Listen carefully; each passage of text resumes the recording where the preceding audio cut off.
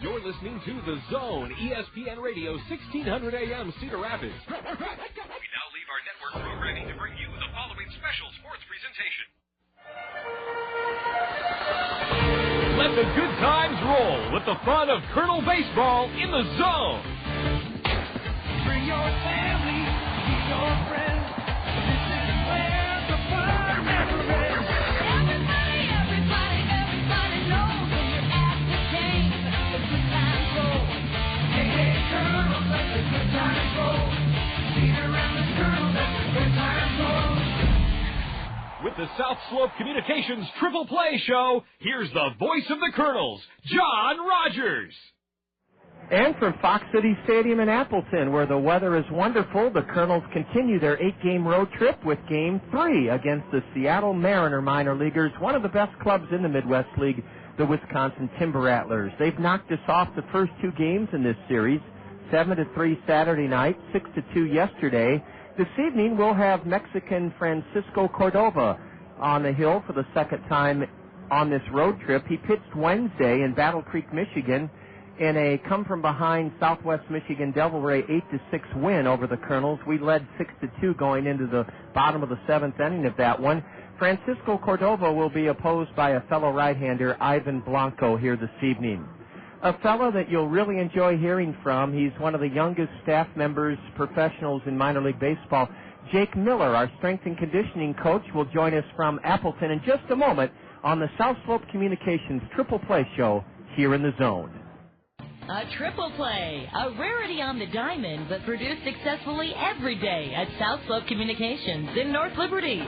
The South Slope Communications triple play consists of voice, video, and data communications for your home or business. Achieve your communications triple play with South Slope Communications. South Slope is committed to providing the latest communications technology to their members while continuing to give service second to none. South Slope can provide your home or business with just about everything that connects you to information. Digital wireless phones, long-distance plans, data home and business wiring, video conferencing, dial-up and high-speed internet service, fiber optic installation and termination, and coming soon to all local servicing areas, digital video TV service. South Slope also rents out a beautiful community center event room in their magnificent new building in North Liberty. When you need anything in the communications field, select South Slope Communications. Visit them at southslope.com. A young professional with tons of exuberance. Did you know you could listen to your favorite radio programs anytime you want? It's easy with new Replay Radio version 5. Replay Radio turns your PC into an easy-to-use radio recorder. Just pick from hundreds of shows or stations, and Replay Radio automatically records them for listening later on any PC, MP3 player, or CD player. Want to learn more? Download a free demo today from the Replay Radio website at replay-radio.com or click the banner now. Now, that's a lot of good reasons to go and be a Seminole. Did you become a part of the football team, and what did you do in track and field? Football came for me my senior year. I joined the team as a junior. I walked on in the spring. Kind of a long shot. I just had a lot of friends and family kind of poking and prodding at me to go and just give it a shot. At the time, I'd been coaching a middle school football team, and coaching those kids really made me miss playing the game myself. And then the kids on the team, kind of pushed me to try and go out for it. And so one of the kids that I was coaching, his mom was actually the associate athletic director at Florida State, and she gave me the contacts of the coaches on the football team to talk with them. And, they told me to go ahead and come and try out, and went from there. And on the football team, I never made the roster and got to play. I was a member of the practice squad, but I was, just happy being there. It was a lot of fun. Now, we'll get to track in a moment. At Iowa, in the Big Ten, they would say you were a part of the scout team. You suited up for every practice. You had a space in the locker room. You worked out. Are you saying you did or didn't ever get to dress for a varsity game? No, I pretty much just participated in every practice. I had my spot in the locker room, attended all the meetings and things like that. And I was on the sidelines for some games, but never suited up to play. Bobby Bowden, he's legendary. Most people love and respect him. He does have his detractors. Set the record straight on what kind of man and head coach he is. I love the guy. I think he's an excellent coach. A lot of the guys on the team look up to him as a father figure, guys who really didn't have much of a parental influence growing up. They look to him as a father figure. He's a great guy, very Christian religious man who tries to instill all the values of just being a good all-around man and building, men out of the young men who come to the program and just being an all-around good person. He doesn't stay up in a practice tower with a blowhorn and binoculars and stay away from the players. He's intricately involved. Yeah, he spent a lot of time. He would watch from the tower for a lot of the practices. He's very observant. I mean, recognizing everything that went on, and he would not say a whole lot during the practices unless he saw something going wrong that he didn't like. He would come down and tell you what he liked. A lot of the assistants handled the day-to-day things with the practice. But before practice and after practice, he would always, say what he liked, what he didn't like, point out individuals who he thought were giving an excellent effort in that day's practice. Jake Miller is the Kernel strength and conditioning coach. He'll be with us again tomorrow evening before the road trip finale here in Appleton because we have so much to cover. We're going to take a break, and when we come back, we'll hear about Jake's experience at track and field at Florida State. This is the South Slope Communications Triple Play Show in the Zone. Hometown Restyling. For all your remodeling needs, satisfaction is guaranteed. Hometown Restyling specializes in all of your home's interior, exterior needs. Come and visit one of our showrooms, one in Hiawatha, one in Coralville, and see the possibilities. Windows, siding, sunrooms. Please call 378-1221. Hometown Restyling. There's no place like home. How do I sign up to enjoy the game from the Westdale Mall Mix 96.5 FM Whirling Waters Home Run Hot Tub, Julia? It's simple. All you have to do is register at the customer service booth, Center Court at Westdale Mall, then listen to Mix 96.5 FM to find out if your name is drawn as the winner of the Home Run Hot Tub. As the winner, you'll savor a breathtaking panoramic view of the ball game from the soothing splendor and comfort just above the left field wall at Veterans Memorial Stadium. Cool. I'm going to go grab my swimsuit.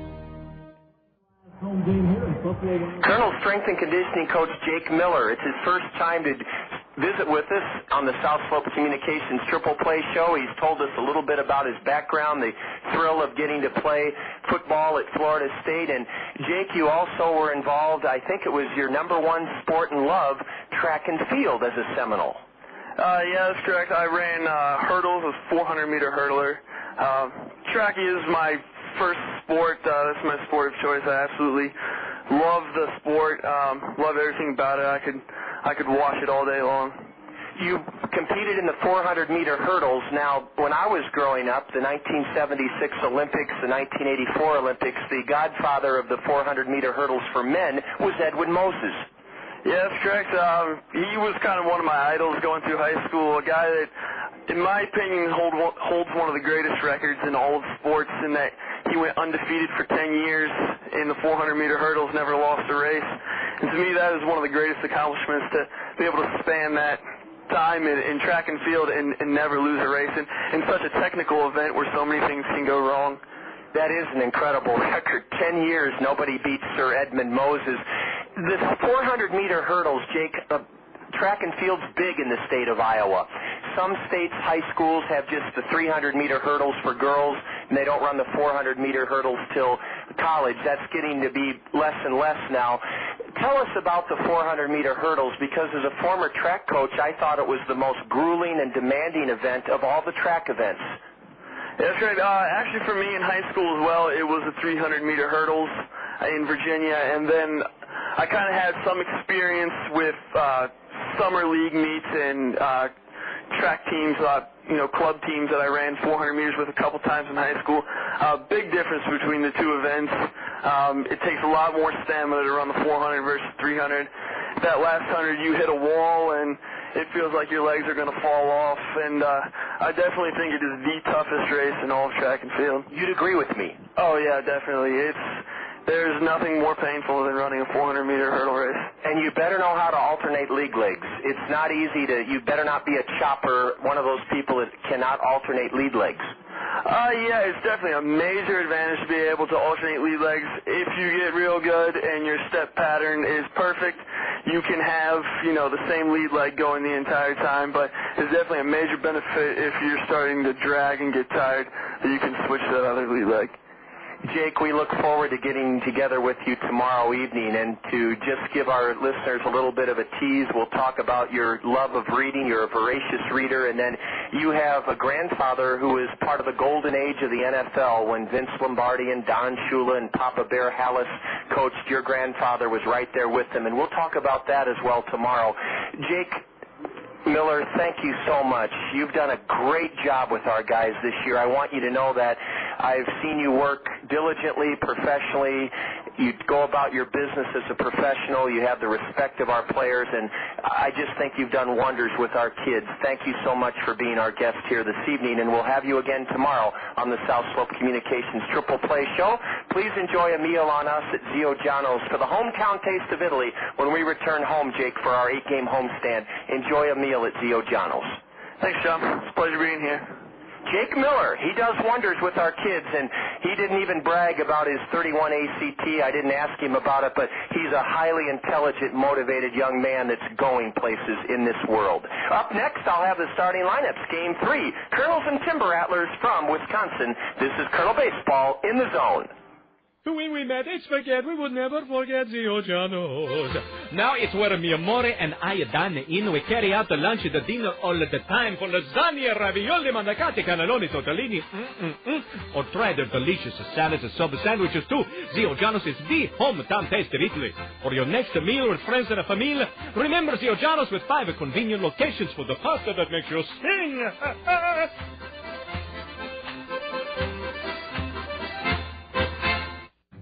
People say that I can't decide things. They are so wrong, but I could be wrong about that. A U.S. Bank check card with checking that pays gives you a choice of rewards, like cash, points for merchandise and gift certificates, World Perks miles, or even sweepstakes entries. Easy decision. I'll take the cat. No, it's a sweep.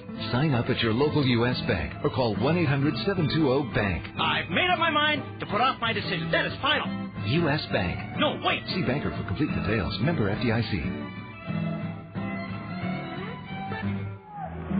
Hello again, everyone. Baseball fans, Kernels fans, I'm John Rogers, and we're in the midst of an 8-game road trip that sees us play the Wisconsin Timber Rattlers for the 3rd time here in Appleton on a lovely Monday evening. I'll set the starting lineups for Game 3 of this series. We've played Wisconsin 10 times this year and split with them, winning 5 and losing 5. They've taken the first 2 in this series, 7-3 Saturday night, and yesterday 6-2. The batting order for the Wisconsin Timber Rattlers and their skipper Scott Steinman has Oswaldo Navarro leading off. He's at shortstop. Chris Colton is homered in the first 2 games of this series. Colton will play center field and bat second for the Timber Rattlers. Hitting third, he's hitting .375 against us this year, 15 for 40. From Taiwan, Young Chi Chen. Chen is at third base, batting third for Wisconsin. The right fielder is Mike Wilson. Wilson has hit 3 of his 16 home runs against us. He's second in the league in runs scored with 79. Mike Wilson from Tulsa, Oklahoma, bats cleanup in right for the Timber Rattlers. At first base, batting fifth, is Marshall Hubbard. The designated hitter, Seattle's 3rd-round pick last year, Matt Tuiasosopo, and Tuiasosopo will bat sixth in the Timber Rattler order. Hitting seventh, the catcher, Jeff Clement. You heard from Jeff yesterday on the tape-delayed broadcast of our game here. Jeff is the prep all-time home run leader from Marshalltown, Iowa, and he talked about his journey to professional baseball through USC, Southern Cal. Jeff Clement catching, hitting seventh, playing in his 7th game for Wisconsin. Josh Womack will be in left field and hit 8th for the Timber Rattlers. And Jack Arroyo, seeing his first action in the series, Arroyo will play second base and hit 9th. Pitching this evening for the Seattle Mariner farmhands, the Wisconsin Timber Rattlers, is 21-year-old right-hander Ivan Blanco, B-L-A-N-C-O. Ivan's from Caracas, Venezuela. He's only making his sixth start of the season, 17 relief appearances. Ivan's record, 3 wins, 2 losses, a 6.40 ERA. His last start was Wednesday here at Fox City Stadium against South Bend, a no decision in a Timber Rattler 12-9 triumph. Blanco went 5 1/3 innings here Wednesday night, giving up 7 runs, only 5 earned on 8 hits in 5 1/3. He struck out 4 and walked 2. Ivan Blanco is pitching tonight for Wisconsin. Allen Motor Company is proud to announce and thrilled to announce the extending of General Motors employee discount pricing at the campus through Labor Day weekend. 2005 Buick LaCrosse CXs, the all-new dream car of 2005, are General Motors employee discount price for all of us now at Allen's for just $20,997. That's just $20,997 for a 2005 Buick LaCrosse. General Motors employee discount price for all of us at Allen's. Allen's is open late tonight until 9 o'clock. Leading off for the Kernels is Sean Rodriguez, the shortstop. First baseman Michael Collins, second in the league with a .327 average, will bat second and play at first. The Colonel All-Star third baseman Freddy Sandoval will hit third in the Allen Motor Company order. Batting cleanup for the second time this season is Josh LeBlanc, the center fielder. Richard Giannotti will be in left field this evening and bat fifth. Nate Sutton plays second base in the Allen Motor Company order this evening, and he'll bat sixth, Sutton batting sixth. Hitting seventh in right field is Warner Madrigal. Chris Walston will serve as the designated hitter in the Allen Motor Company order and bat eighth. And batting ninth, playing in his 12th game as a Colonel, catching Tim Duff. The Colonel hurler this evening, rounding out the Allen Motor Company Colonel starting lineup, is 21-year-old Mexican right-hander Francisco Cordova. Cordova has won 3 and lost 4. As a starter, well, this is his 5th start. He has 20 relief appearances. Francisco Cordova, 3 and 4 in 4 starts and 20 relief appearances, a 3.73 earned run average. Francisco hurled well in his last start on this 8-game road trip Wednesday in Battle Creek, Michigan, in a come-from-behind Southwest Michigan Devil Ray win over the Colonels 8-6. Francisco Cordova went 6 innings, allowed 5 runs on 7 hits, struck out 5 and walked 1. Francisco Cordova facing the Wisconsin Timber Rattlers for the 4th time this season. He's pitched 5 scoreless innings with a save out of our bullpen against the Timber Rattlers. The umpires are waiting for the home Timber Rattlers to take the field on this gorgeous Monday evening in Appleton. Sean Francis behind the plate, Mike Weinstein on the diamond. The announcement of those umpires, Weinstein and Francis, sponsored by the exclusive eye care provider of the Colonels, Anderson & Brown Eye Care. Anderson & Brown Eye Care not only offers a fabulous selection of contact lenses, but they're now also a full-service eyewear, eyeglasses retailer.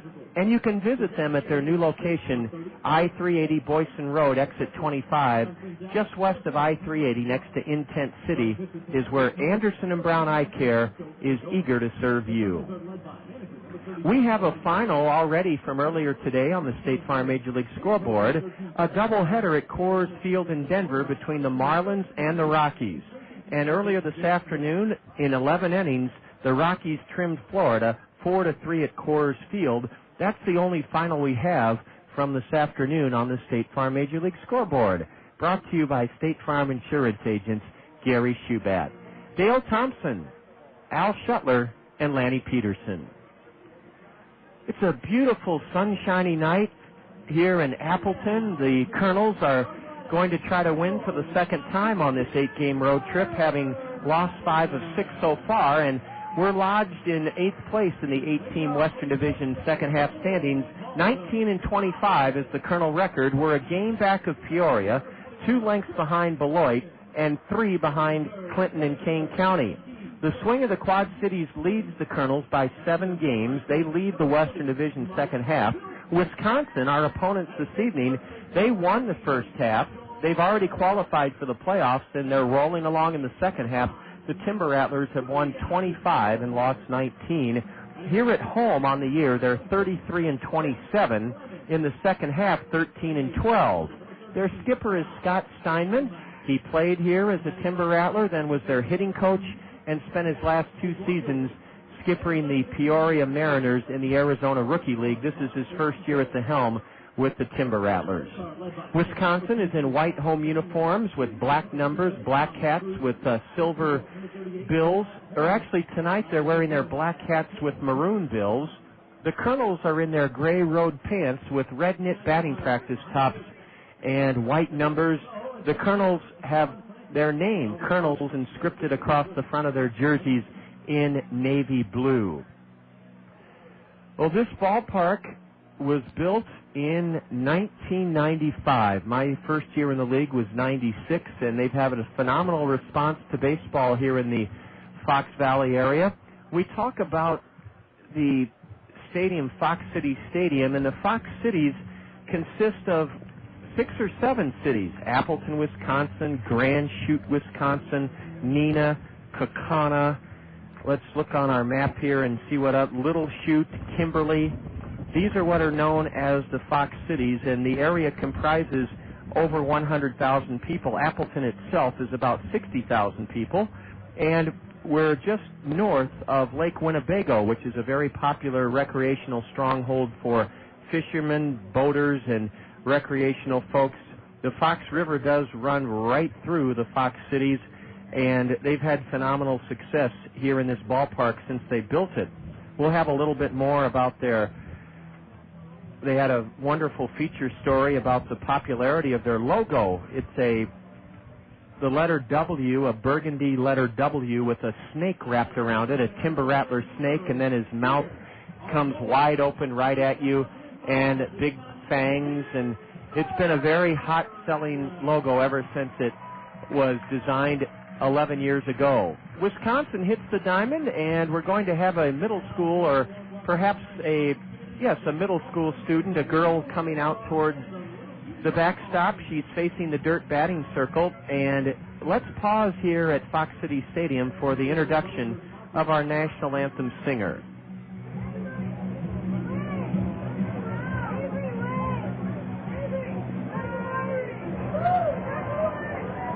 Ladies and gentlemen, please rise at this time. Join us in honoring our country as Avery Becker sings our national anthem. Oh, can you see by the dawn's early light what so proudly we hailed at the twilight's last gleam, whose broad stripes and bright stars through the perilous fight, through the ramparts we watched, were so gallantly streaming, and the rocky black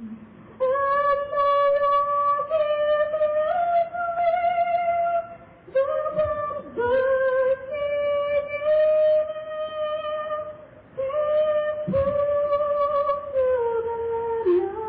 the night, that our flag was still there. Oh, say does that star-spangled banner yet wave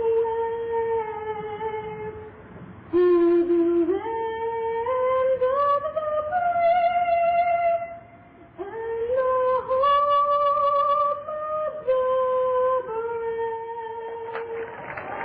It's a beautiful Monday night here in Appleton, Wisconsin, and the Kernels embark upon the seventh game of this 8-game road trip. We're delighted you've made us a part of your Monday evening. Let's hope the Kernels play well and put one into the win column this evening. Our in-studio engineer is Jake Lentz. I'm John Rogers.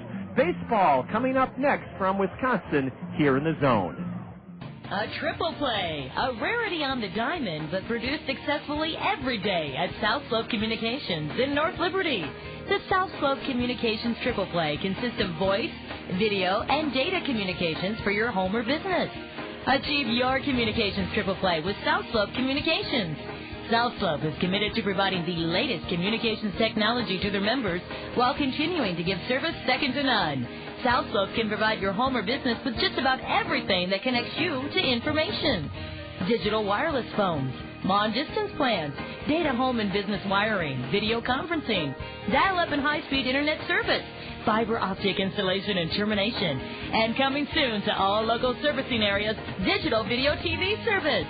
South Slope also rents out a beautiful community center event room in their magnificent new building in North Liberty. When you need anything in the communications field, select South Slope Communications. Visit them at southslope.com. Sean Rodriguez is the leadoff batter this evening. Alexi Casilla and Drew Toussaint, two of the Colonel regulars, not in the lineup this evening, and it'll be Rodriguez, Collins, and Freddy Sandoval to take on Ivan Blanco. Blanco is from Venezuela, and he's pitched against us 4 times out of the Wisconsin bullpen. He's 1-0. 6 innings pitched against the Kernels this year. He's given up a run unearned on 4 hits in 6 innings, struck out 8, and walked 2. Plate umpire Sean Francis points to the hill and says play ball, and the game's first pitch is high and inside. Ball 1 to Sean Rodriguez. We're underway in Appleton. Sean is 0 for 6 in this series with a walk, a right-handed hitter, and a strike is in on the inside edge. Rodriguez hitting .247. 7 home runs for Sean, 27 RBIs. Blanco is a tall right-hander, and his next pitch is a fastball low and outside. The Kernels are hitting .251 as a team. That's 12th in the 14-team Midwest League.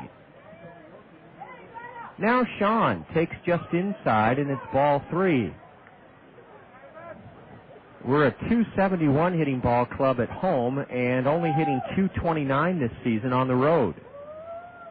Rodriguez ahead 3-1. And a pitch just low. Sean Rodriguez has drawn a leadoff walk here in the first inning. And he may be running. He's run a lot less frequently in the second half than in the first. Sean has 23 steals for a Colonel ball club that tops in the league with 160 stolen bases in 114 games.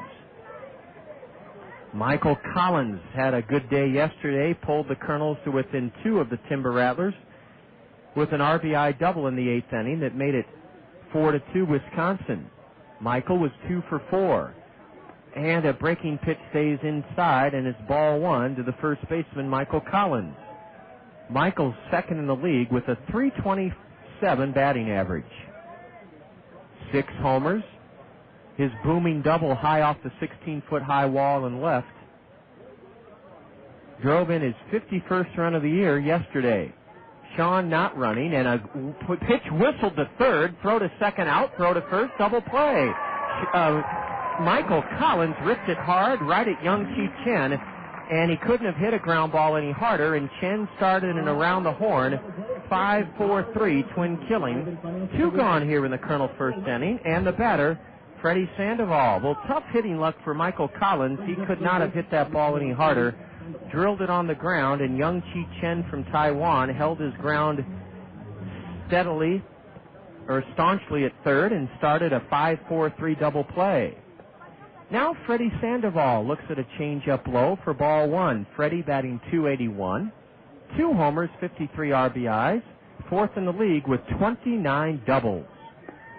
Strike 1 and low and on the inside corner at the knees, and it's 1-1 to Freddy. Well, Sean Rodriguez drew a leadoff walk, but he was erased on a hard-hit double play ball off the bat of Michael Collins. Switch hitting Freddy Sandoval drills one into the right center field alley, and Mike Wilson is able to cut it off. Freddy will try for 2, and Freddy Sandoval makes it, sliding with his 30th double of the year. Freddy Sandoval, with 2 out, has doubled into the right center field gap. Mike Wilson raced over to his right to cut it off, and as Mike planted his back foot to throw into the cutoff man, he lost his footing, fell down, and his throw was offline and weak, and Freddy Sandoval is at second with 2 out here in the first inning. His 30th double of the year. That's some milestone for the Colonel All-Star third baseman, Freddy Sandoval. Freddy at second with 2 out, and the batter is Josh LeBlanc. LeBlanc hitting .277. No homers, 16 RBIs. And a fastball rides high, according to Sean Francis, the plate umpire. Josh, 0-for-3 yesterday with a base on balls. Left-handed hitter facing the right-hander Blanco. And a swing and a miss as a fastball ran in on Josh LeBlanc. The lights have been turned on here. The sun is shining brightly in right field where Mike Wilson is battling it, along with first baseman Marshall Hubbard. Sandoval in scoring position with 2 out and a changeup. LeBlanc tried to hold up, and he did, according to the base umpire Mike Weinstein. Good-sized crowd here for a Monday evening. They'll have a huge throng here tomorrow for their dollar beer night. We have a Buck a Cup Wednesday coming up on our 8-game homestand. LeBlanc powders one foul over the backstop, and the count even now. 2 balls, 2 strikes to Josh LeBlanc, the Colonel cleanup batter.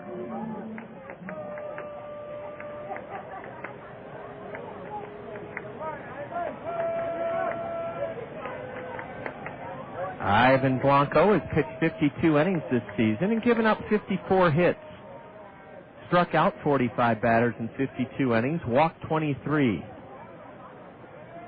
Freddy Sandoval has a big 2-out lead at second, as the Venezuelan right-hander checks him and delivers to Josh, and a base hit into right. Mike Wilson fields it. He'll throw home, and the play at the plate has Sandoval sliding in safely. The throw gets by the catcher, Jeff Clement, and down to second goes Josh LeBlanc, who has drilled an RBI single into right to give the Colonels a 1-0 lead here in the first inning. Josh LeBlanc on a 2-2 pitch ripped it hard on 2 hops in front of the right fielder, Mike Wilson. He came up throwing, but his throw was far to the Colonel first base dugout side of the plate and went behind Jeff Clement, the catcher, to the backstop. Freddy Sandoval slides in safely. LeBlanc takes second on the Mike Wilson wild throw past the plate, E9. And here's Richard Giannotti with a chance to give the Colonels a 2-0 lead. Ball one outside, do the G-man. 1-0 Colonels here in the top of the first inning on Josh LeBlanc's 2-out RBI single into right, plating Freddy Sandoval. Richard Giannotti, a switch hitter, batting left. Had 2 hits yesterday. 2 hits in the Colonel 6-2 loss. Swing and a miss on a high fastball. Richard doubled and scored in the Colonel 2-run 8th inning yesterday. He's hitting .235, 3 homers for Giannotti, 24 runs driven in. Richard batting 5th in the Allen Motor Company order. 1-1 to the switch hitter, the G-man. Look out, he's hit by the pitch. It came right in on Richard. He tried to jackknife out of the way, but it grazed him in the ribs, and Richard Giannotti aboard along with Josh LeBlanc with 2 out here in the top of the first inning. The Colonels lead at 1-0, and Nate Sutton will bat. Nate, a .229 hitter with a home run and 14 runs driven in. And now the Timber Rattler pitching coach, Brad Holman, strides to the mound. I hope Blanco hasn't hurt himself, but the trainer has not come out to talk to Ivan. Good news to share from you, another added bonus to our upcoming 8-game homestand. Tuesday, August 16th, Copyworks Team Photo Night. Tuesday, August 16th, the first 2,000 of you Colonel fans will receive a 2005 Colonel Team Photo thanks to Copyworks. Copyworks has been a long time generous, loyal supporter of Colonel Baseball. We do a lot of our print work through and with them. They're great people, Mike Reardon and John Gulick and Kim Smith. The whole gang there are just wonderful to work with. And Copyworks will be giving out Colonel Team photos to the first 2,000 of you Colonel fans Tuesday, August 16th. The game starts at 7. The gates open at 6 on Tuesday, August 16th.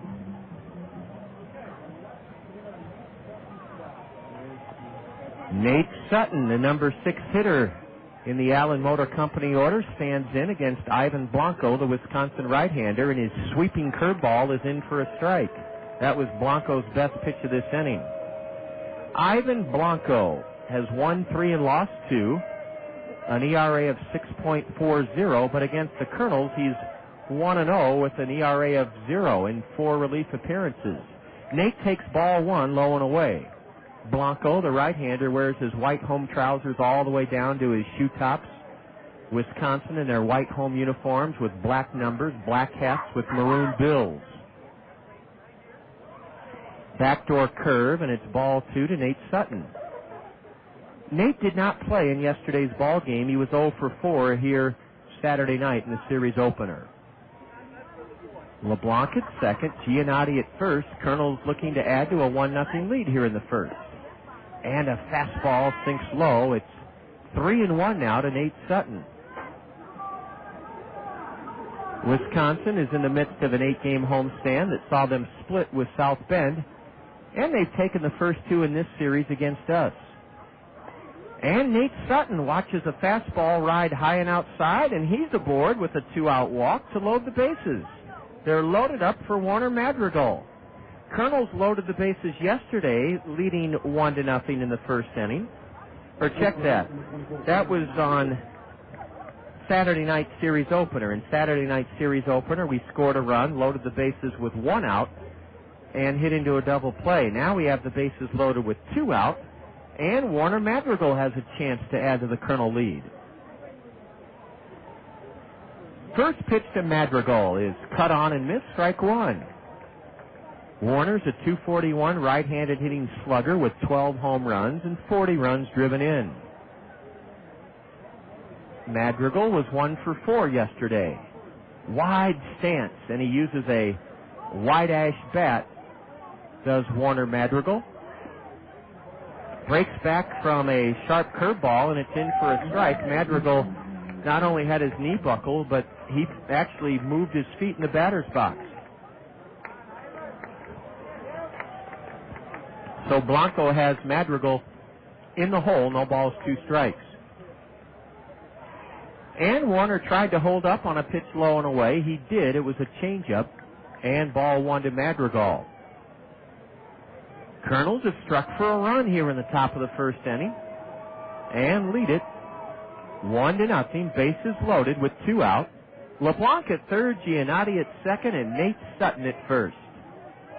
Warner taps it to deep short. It's backhanded, and the throw to second just in time. A dandy play by Oswaldo Navarro, who had to go far in the hole to his right, and then he spun and threw a strike to the second baseman, Jack Arroyo. That was the only play he had, and he made it well. Madrigal tapping into an inning-ending 6-4 force of the runner Sutton going from first to second. In the Kernel first, 7-men bat. The Kernel strike for a run on 2 hits, 2 walks, a hit batter, no Wisconsin errors, and the Kernels leave the bases loaded. And after 1/2 inning, Kernels 1, Timber Rattlers coming up.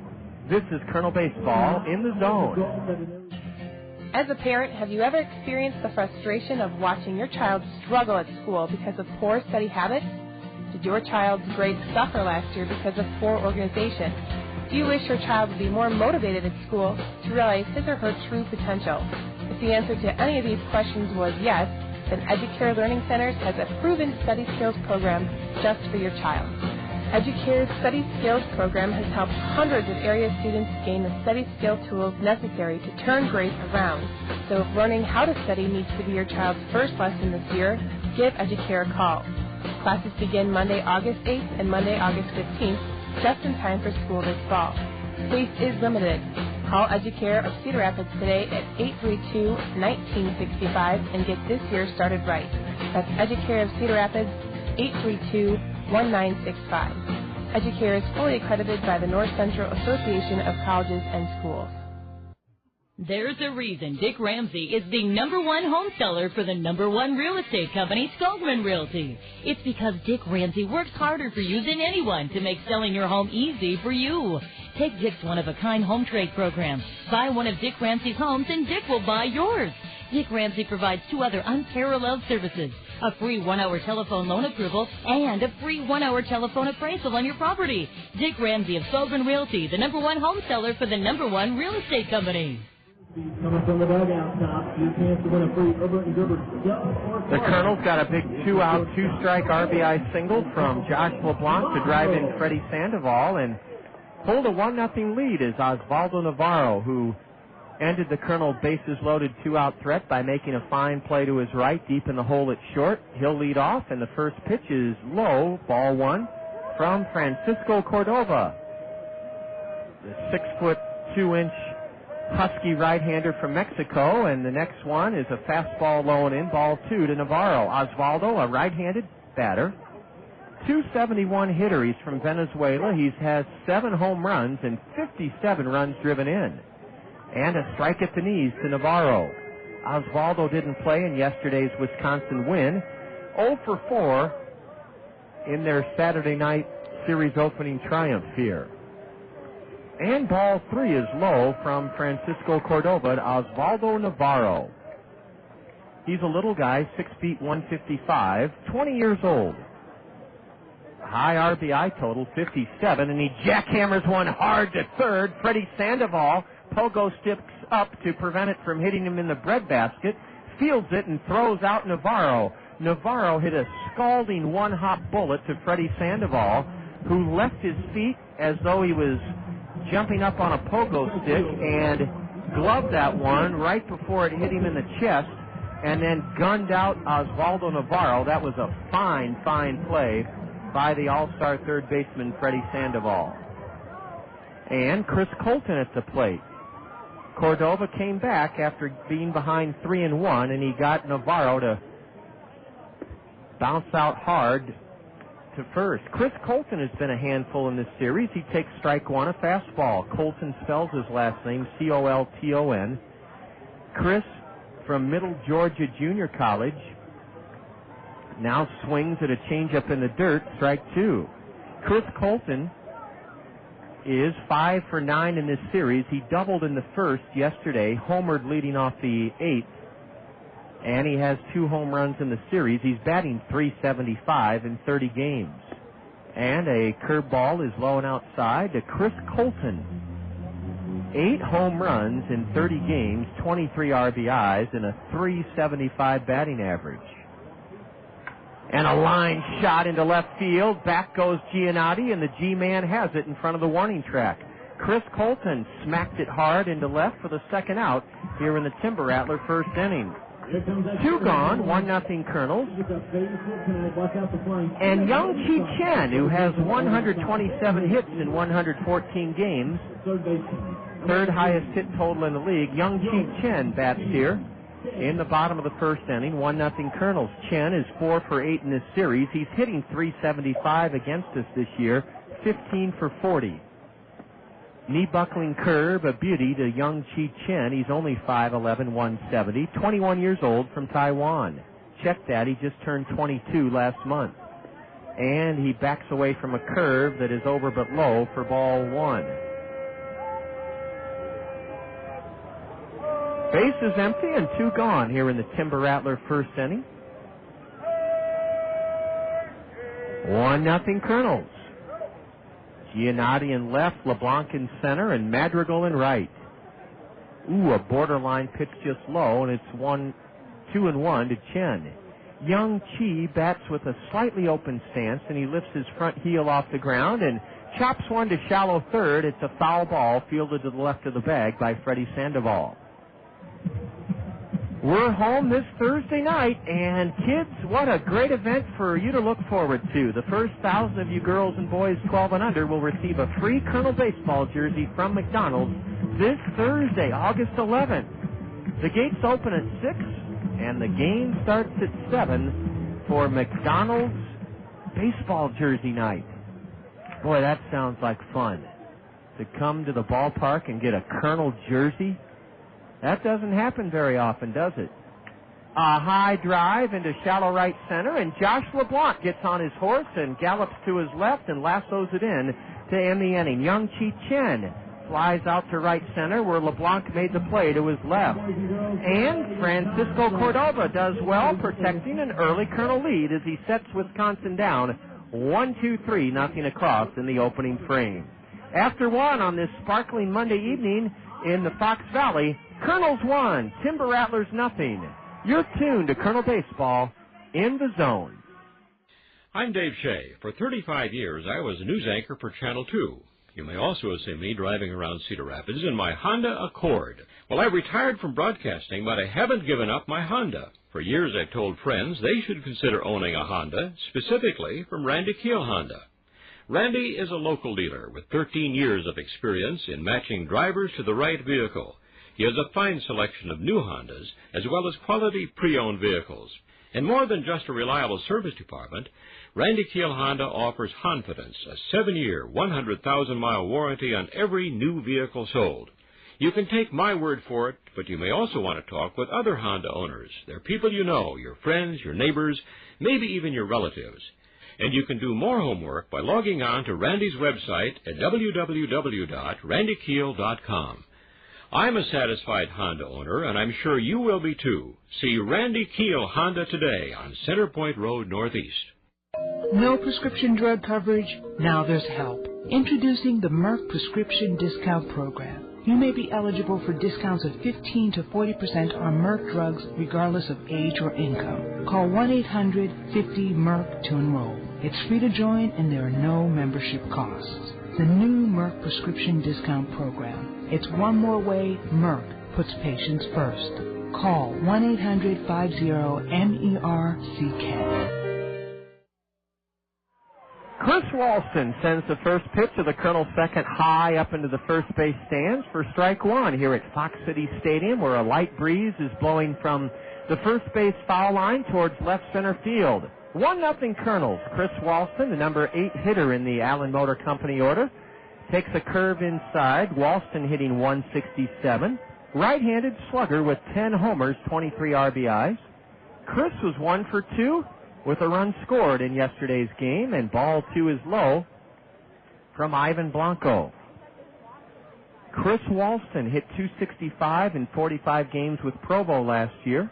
5 homers, 35 RBIs, and the next pitch is tipped foul to the backstop. 2-2 to Walston. We have a winner from yesterday to congratulate in our Colonel Road Show Trivia Challenge question. We'll have another one for you this evening in the 5th inning, the Colonel 5th. Chance for you to earn a prize from the Bim Ritter Diamond Shop. A curve, and it's cut on and missed by Chris Walston, and that's the first strikeout for Ivan Blanco in this game. 1 away in the Colonel's second inning.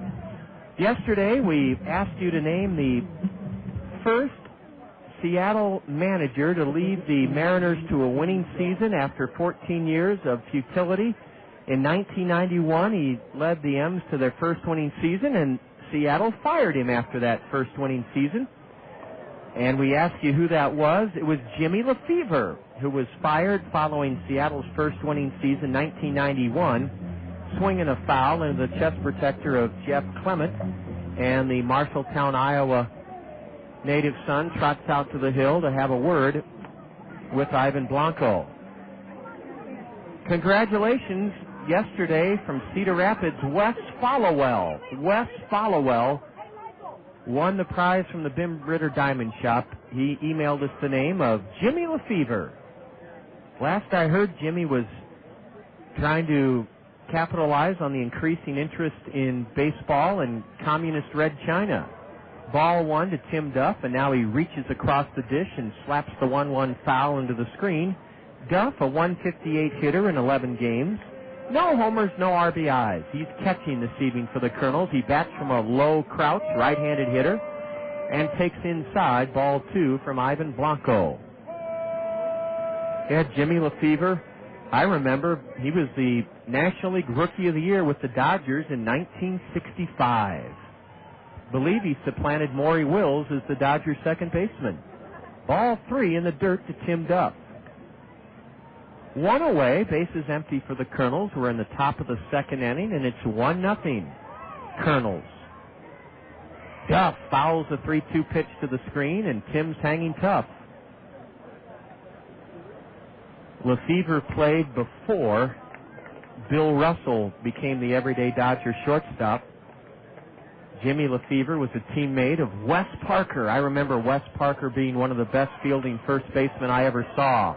Tim Duff laces a one-out single over the head of the second baseman Jack Arroyo into right center, and over to get it is Chris Colton, and Tim Duff has the third Colonel hit this evening off Venezuelan right-hander Ivan Blanco. 1 on, 1 out, and back to the top of the Colonel order. Sean Rodriguez. Trying to think who else was on those great Dodger teams when Jimmy Lefevre was there. Wes Parker, Willie Davis, Willie Crawford.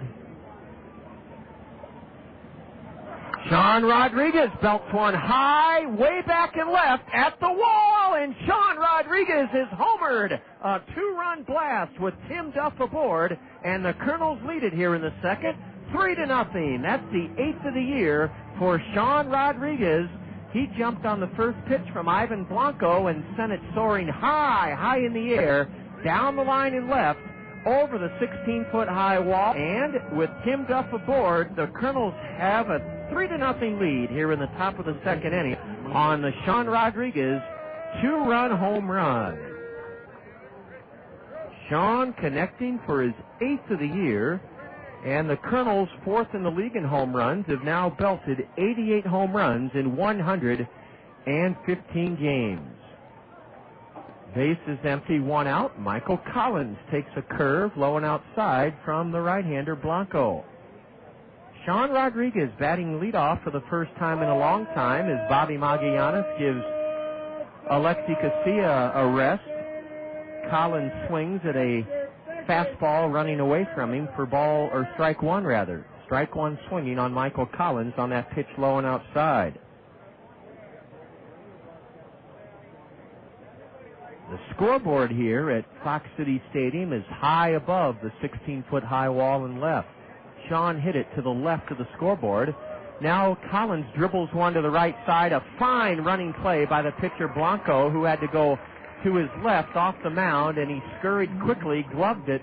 Had he not gloved it and thrown Collins out, I don't think the second baseman Jack Arroyo would have had a play on Michael. Michael Collins squirted it a bouncer to the right of the hill, and Ivan Blanco made a very good fielding play to his left to glove it and then backhand flip it to the first baseman Marshall Hubbard. Collins, the second out of the Colonel's second inning, 1-3. Freddy Sandoval drilled a 2-out double in the first inning and scored on a 2-out single by LeBlanc. It was Freddy's 30th double of the season. He takes a changeup low and now pounds the 1-0 pitch foul off the plate to the Colonel first base coach, Justin Bachman, who flips it up into the seats. 3-0 Colonels here in the top of the second inning. Freddy, his switch hitter, batting left. Drills it hard past the diving Marshall Hubbard at first into right. Freddy Sandoval's 2 for 2. Freddy ripped a 1-1 pitch to the right of the diving Marshall Hubbard into right field, and that is the third Colonel hit of the inning and the 5th Colonel hit of the evening. Sandoval at first. 2 gone. Freddy may be running with Josh LeBlanc standing in. Sandoval has 15 steals and 22 tries. The Colonels are tops in the league in thefts with 160 stolen bases. Blanco throws over and Sandoval dives back in hand first. Josh LeBlanc, wide straightaway stance and waits again, a throw to first, no tag by Marshall Hubbard. 3-0 Colonels, runner at first, 2 away here in the second inning. I remember the catcher on those Dodger teams that had Jimmy Lefevre was Jeff Torborg. The catchers were Torborg and Roseboro. A bouncer to second, charged by Jack Arroyo. He stops and tags out Freddy Sandoval between first and second to end the inning. Josh LeBlanc forces Freddy Sandoval between first and second as Arroyo came in for Josh's bouncer and just ran right into Freddy and tagged him. The Colonels strike for 2 in the second on a 2-run homer by Sean Rodriguez, his 8th of the year. 2 runs on 3 hits. There were no Wisconsin errors. The Colonels leave a runner aboard and have stranded 4 in 2 innings. And after an inning and a half, from Appleton, it's the Colonels 3 and the Timber Rattlers nothing. You're listening to Colonel Baseball in the Zone. With 167 horsepower, the new BMW K1200R is the world's fastest naked bike. This means that after one scorching, adrenaline-fueled ride, you'll be so amped up that you'll need something to help you come back down. Try listening to this, and good luck. This peaceful, rather insipid music is specifically designed to lower extreme levels of excitement caused by riding the K1200R. There, that should be enough. You should be back to an unexcited, unaroused, completely blasé state of utter normalcy now. See the incredible new K1200R, the world's fastest naked bike, at Gina's BMW Motorcycles in Iowa City. The ride is on. When it comes to life insurance, think ahead. Think about planning for your family's future with Farm Bureau Financial Services. Tiffany Adams in Mount Vernon can help you determine what coverage is right for you and your family. When so much in life is beyond your control, aren't you glad that life insurance isn't? For your family's future, think about life insurance from Tiffany Adams in Mount Vernon. Farm Bureau Financial Services, more than you think. Farm Bureau Financial Life Insurance Company, West Des Moines, Iowa. Cleanup hitter for the Timber Rattlers opens up their second, Mike Wilson, and he takes upstairs a fastball from Cordova. Now a hard-hit smash foul past third by Mike Wilson. 3-0 Kernels as Wisconsin bats in the bottom of the second inning. Mike Wilson is fourth in the league with 73 runs driven in. He's a .272 right-handed hitting cleanup man with 16 home runs. Wilson, a 2-run homer in the sixth that went right over the foul pole and left, put Wisconsin ahead 4-0, and then he had an RBI double in their eighth inning that made it 6-2. That was the final yesterday. Mike Wilson stands straight up at the plate and now backs out. Wilson, also second in the league in runs scored with 79. Uses a black lacquer bat, and strike two is in on the inside edge. That was a good slider from Francisco Cordova. Josh LeBlanc is playing deep and pulled around into left center for Mike Wilson. There's ball two taken outside by the right-handed slugger. Reminds you a little bit of a young Dimitri Young. A high drive into right. Warner Madrigal doesn't have to move a step as Wilson golfs it high in the air and flies to right. One away in the Wisconsin second, and 4 in a row set down by Colonel right-hander Francisco Cordova.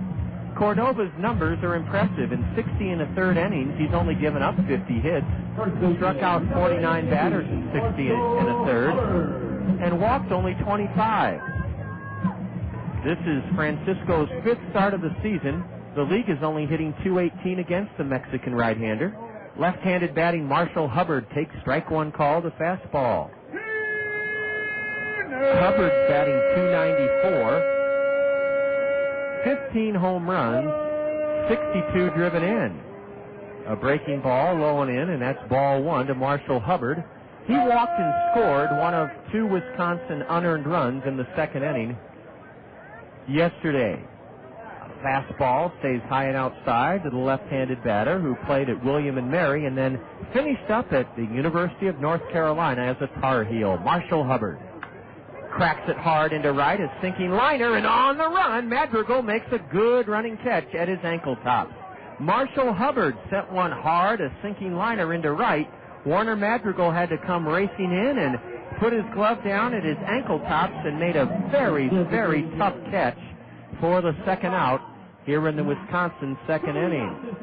Some catch in right by Warner Madrigal. Matt Tuiasosopo at the plate. .288 hitter, batting with two gone and nobody on here in the Wisconsin second. And the first pitch is just inside, a fastball to Tuiasosopo. Matt reached twice on Colonel Ayers yesterday. He scored a run. He was 0 for 4. Right-handed batter hitting .288. And the next delivery is low and in for ball two to Matt Tuiasosopo. His father played in the NFL. Went to school at UCLA, did his dad, Manu Tuiasosopo, and his brother Marcus is a quarterback now with the Oakland Raiders. He went to the University of Washington. Ball 3 to the right-handed batter.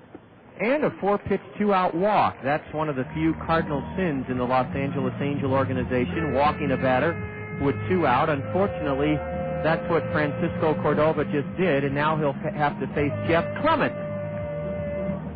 Clement was our South Slope Communications Triple Play show guest yesterday.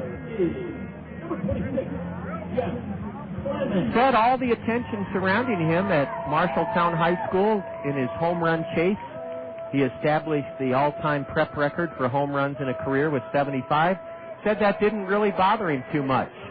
Clement swings on the first pitch and pops it foul into the Illumina-back bleachers to our right. Strike one on Jeff Clement. He said he was too busy having fun. He and his Marshalltown High School teammates were state champions. He slugged 75 home runs as a high school player, Jeff Clement from Marshalltown. Then second to Mark McGuire at USC in homers. A good yellow hammer. It looked good from here, but plate umpire Sean Francis called it inside. 1-1 to Jeff Clement.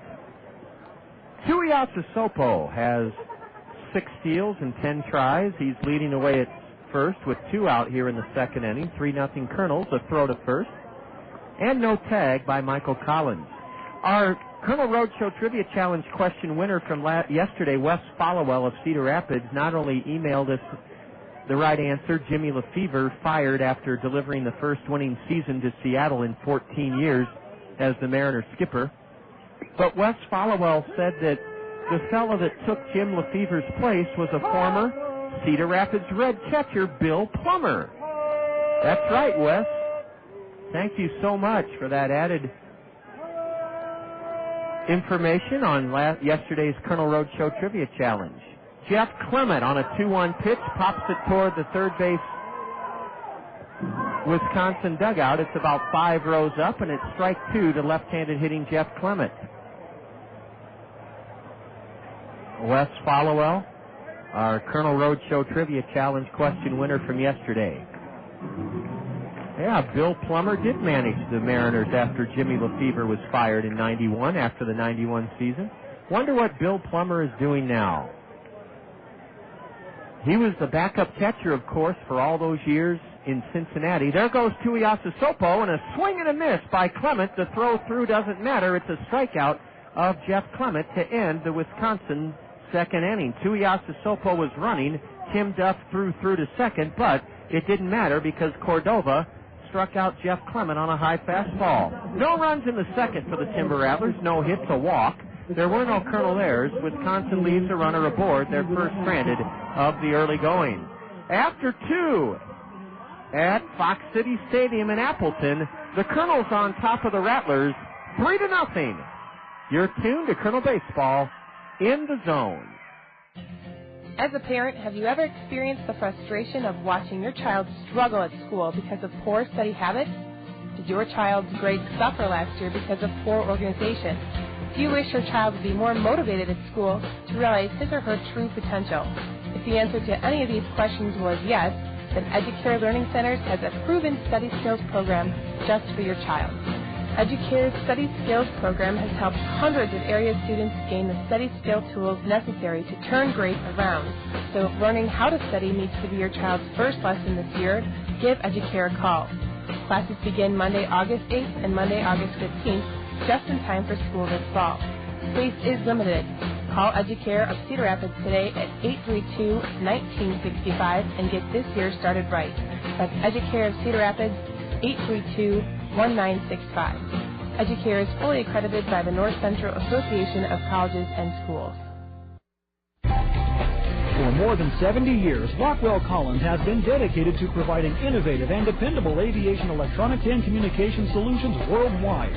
We also bring a dedication of excellence to our communities to help ensure growth and prosperity. The long-standing partnership between Rockwell Collins and the Kernels is one way we're enhancing the quality of life in our community and making Cedar Rapids the best place to live and work. Rockwell Collins and the Cedar Rapids Kernels partners on and off the field.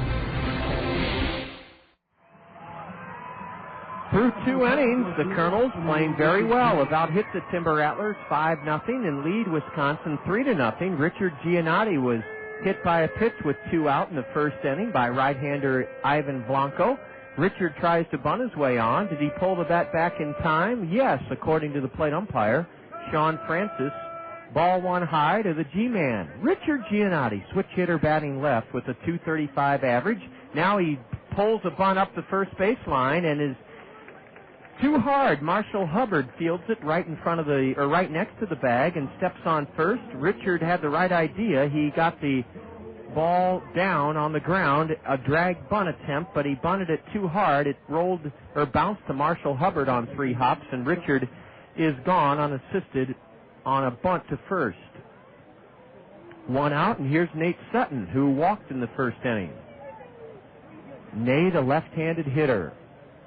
The sun is no longer a factor in right field. Mike Wilson is in right, and a strike called to Nate Sutton. Behind Wilson, the 8-foot-high padded wall, you can see the glimmering rays of the setting sun on that wall. A backdoor curve is just outside, and it's 1-1 to Nate Sutton. 400 feet to dead center here at Fox City Stadium, a 16-foot-high Army green wall. Sutton punches one into foul ground, and it'll be caught by Young Chi Chen. Nate Sutton was jammed and fouls out. Chen had to scoot by Colonel Manager Bobby Magallanes coaching at third, and his hat came off, and the Taiwanese prospect for Seattle made the grab for the second out here in the third inning. 3-0 Kernels, the batter Warner Madrigal. With the bases loaded, he tapped into a 6-4 force to end the Kernel first inning. Warner, a right-handed batter. And a curve is low and away from Ivan Blanco. Quality health care close to home, that describes Physicians Clinic of Iowa. Physicians Clinic of Iowa has 50 board-certified physicians who provide quality health care in 11 specialties. And you talk about dedication to quality health care. That's the top priority at Physicians Clinic of Iowa. A swing and a miss on an 0-2 changeup, and Warner Madrigal is gone, and so are the Kernels quickly in the third inning. First time that Ivan Blanco has set us down in order tonight. After 2.5 in Appleton, 3-0 Kernels over the Timber Rattlers. You're enjoying Kernel Baseball in the Zone. And it is done. We attack at lunch. No, they will expect that. We attack at dinner too. Excellent. They will never expect a second wave of warriors. We must prepare. They will be waiting. With fresh meat and vegetables on a large table. And we will be swift in our actions. Choosing only the finest of their offerings. Piling them high in a bowl. Then cooking them fast on a sizzling grill. And then we eat. Gaze upon your fresh meat and vegetables for the final time. The attack will be successful, and we will be satisfied. The plan is done. What are you guys doing? Oh, hey, Valerie. Yeah, we're just getting ready for lunch at Genghis Grill. You want to go? Yes, to Genghis Grill. Probably no to you two. Okay. She is a spy. And not nearly as hot as she thinks she is. Fresh food attack. Genghis Grill, where Edgewood Road meets Williams Boulevard in Cedar Rapids, next to Gander Mountain. Millions of miles, thousands of TV appearances, hundreds of baseball games, 80 years of history, and a fleet of Goodyear blimps all add up to one big celebration. The Goodyear Blimp Birthday Celebration, with sky-high savings on some of Goodyear's most popular tires. Plus, get up to an $80 rebate on a qualifying purchase. Offers end August 27th. Call 1-800-GOODYEAR for complete details and the participating retailer nearest you. Goodyear. For 80 years, it's been the name everyone looks up to. Mail-in rebate offer subject to credit approval. Restrictions apply.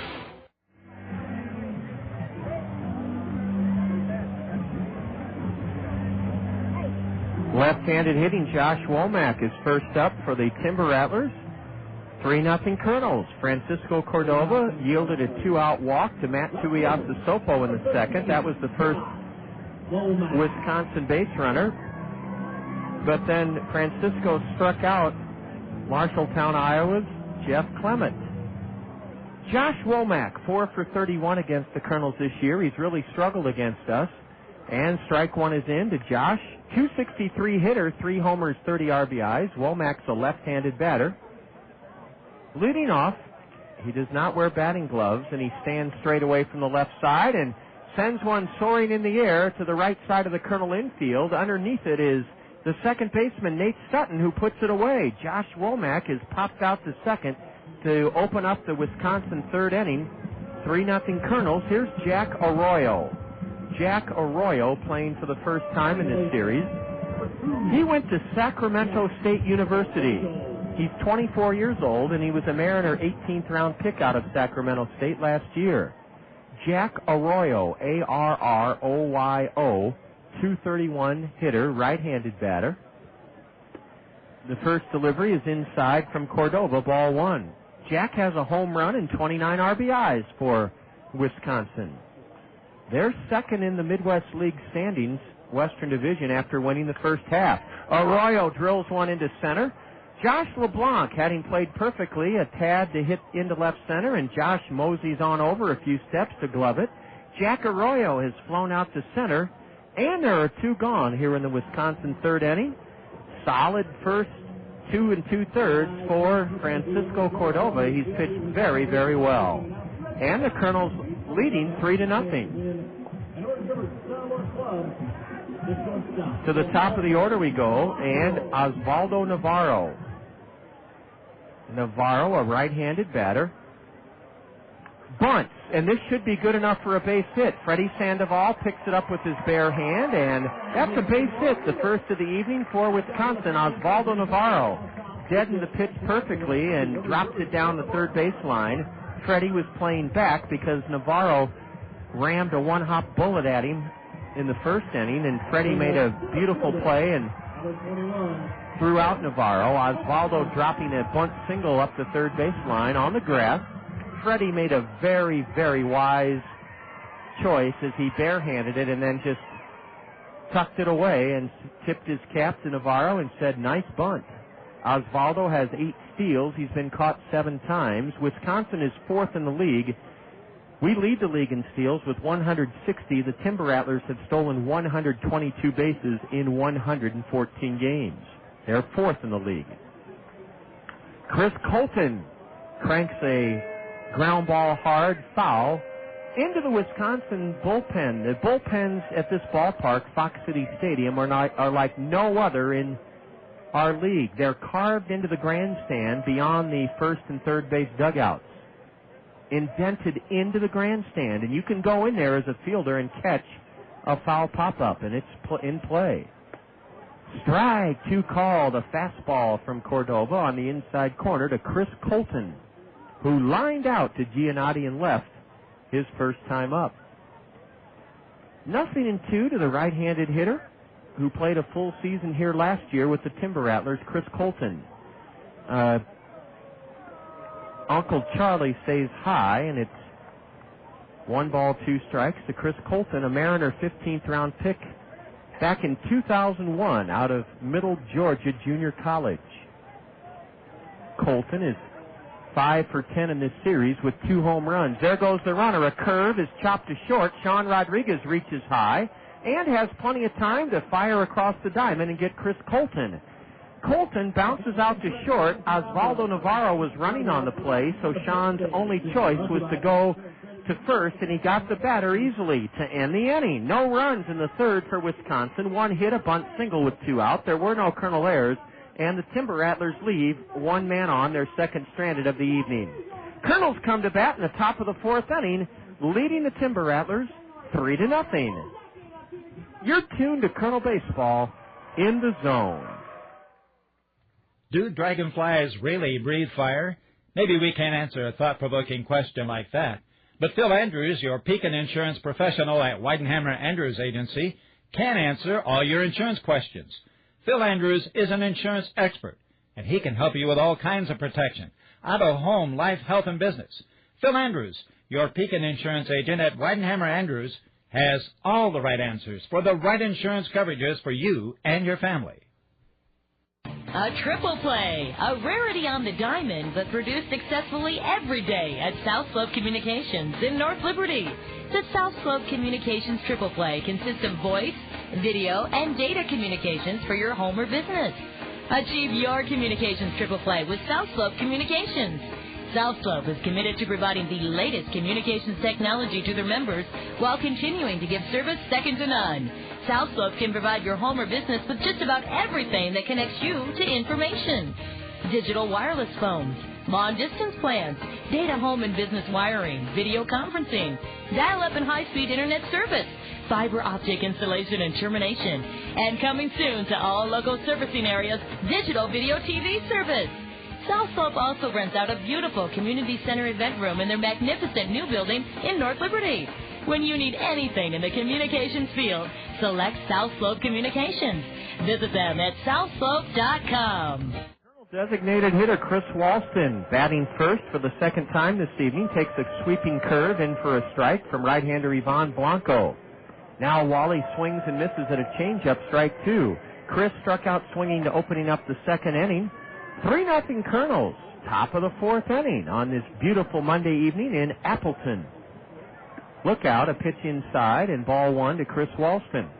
We told you earlier, or I pledged to you earlier on this road trip, that I'd get a list of some of the wonderful, exciting items that you can bid on this Saturday evening as part of the Cargill Special Olympics fireworks night on Saturday the 13th. And thanks to Andy Pantini, our director of graphics and technology, I can share some of the items that you can bid on Saturday night. A curve, and that does in Chris Walston as he's gone swinging. One away here in the fourth inning. 3-0 Kernels. Some of the items that will be available for you to bid on to support the Special Olympic cause on Saturday night through Cargill at the silent auction, and these are really something. I have no idea how the folks at Cargill were able to get their hands on some of these neat items, but they could be yours. Ball one is low to Tim Duff, who singled into right and was aboard on Sean Rodriguez's 8th home run of the year. That was in the Colonel's second inning.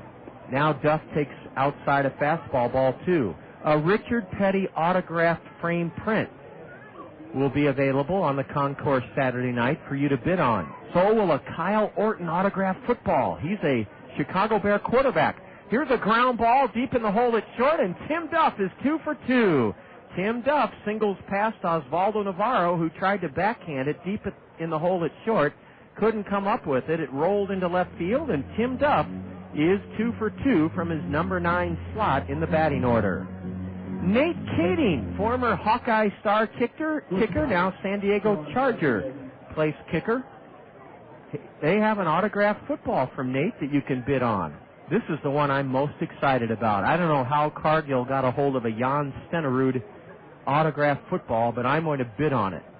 Some of you younger folks may be saying, who was Jan Stenerud? He was a great Hall of Fame place kicker for the Kansas City Chiefs. Jan Stenerud.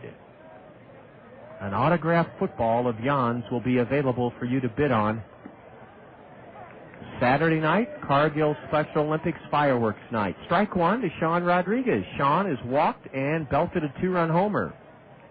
Duff at first, one out. Kernels batting up 3-0 here in the top of the fourth inning. A curve, and it's nubbed to short. Navarro will feed the second baseman Arroyo for one. On to first, double play. Sean Rodriguez has rolled into an inning-ending 6-4-3 twin killing. Here in the fourth inning, no runs for the Kernels, one hit. There were no Wisconsin errors. They turned their second double play of the evening, and nobody left for the Kernels. I'll tell you more about the items you can bid on Saturday night as part of the fundraiser for Special Olympians brought to us by Cargill Special Olympics Night, Saturday, August 13th. It's a wonderful event to be culminated. It will culminate with a marvelous fireworks show this Saturday night.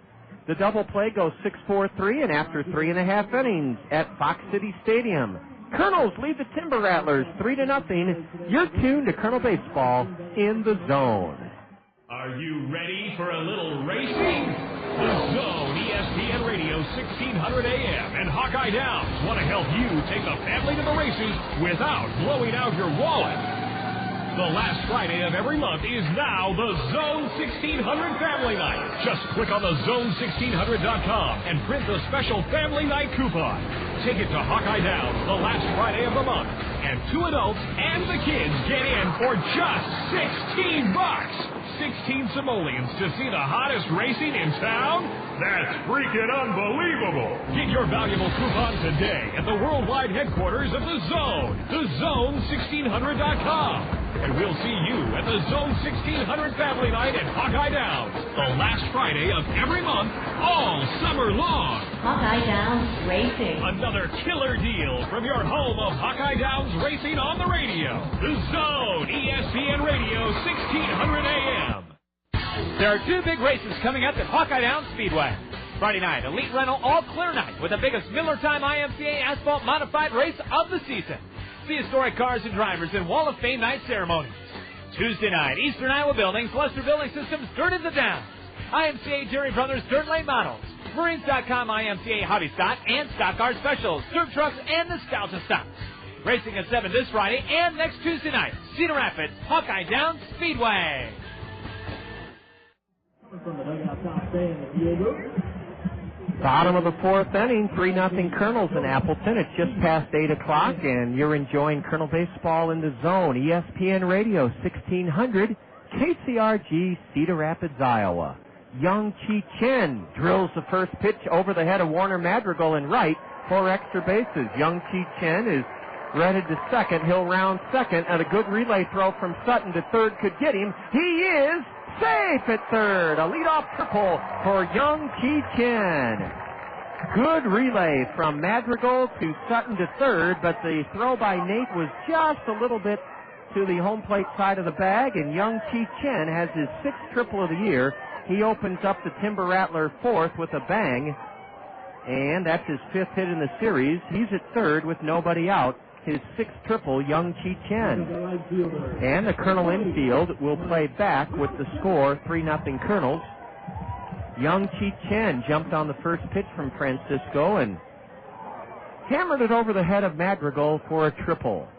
Now a breaking pitch is a strike call to Mike Wilson, the cleanup batter. Let's continue with some of the items that will be available for you to bid on during the silent auction Saturday night to benefit Special Olympics. Ball one low to Wilson, who flew out to right, leading off the second. Zach Johnson, the PGA star golfer from Cedar Rapids. He'll have an autographed hat with Cargill's logo on it. A change up in the dirt, and it's ball two to Mike Wilson. And then autographed baseballs, get this, by Kerry Wood, Mike Boddicker, Ryan Sweeney, Bruce Kim, and Cal Eldred, all available Saturday night for you to bid on. Ball three is upstairs to Mike Wilson, and Mike is ahead 3-1. Kernels are ahead 3-0 here in the bottom of the fourth inning. Runner at third, nobody out for the Timber Rattlers. We've out-hit them 6-2. Cordova from the stretch delivers.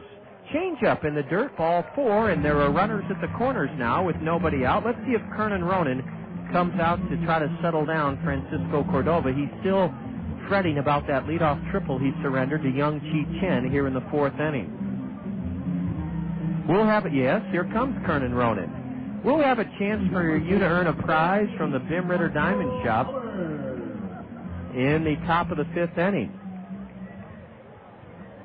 So stay tuned for that. You'll log on to our website, www.kernels.com, and have a chance to earn a prize from the Bim Ritter Diamond Shop. Kernel, 3 runs have been driven in tonight by LeBlanc, a 2-out RBI single in the first to score Sandoval. A 2-run homer by Sean Rodriguez in the second. Wisconsin has runners at the corners with nobody out here in the bottom of the fourth as they threaten to score for the first time.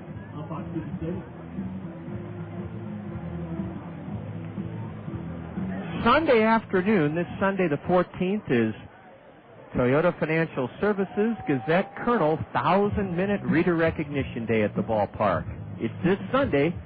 Gets underway at 1 o'clock. The game starts at 2, but all the readers will be recognized on the field starting at 1 o'clock, and they'll also be invited, thanks to St. Luke's and Velocity Sports Performance, to stay after the game and run the bases. That's this Sunday, August 8th. Marshall Hubbard, who lined out to right, is at the plate, left-handed batter. And a fastball, ball one outside from Francisco Cordova. Kernels would gladly trade a pop-up strikeout or double play for a run here in the Wisconsin fourth inning. The Timber Rattlers have runners at the corners with nobody out, and ball two is low to Marshall Hubbard. Hubbard, a .294 hitter, 15 home runs, 62 RBIs. Marshall Hubbard.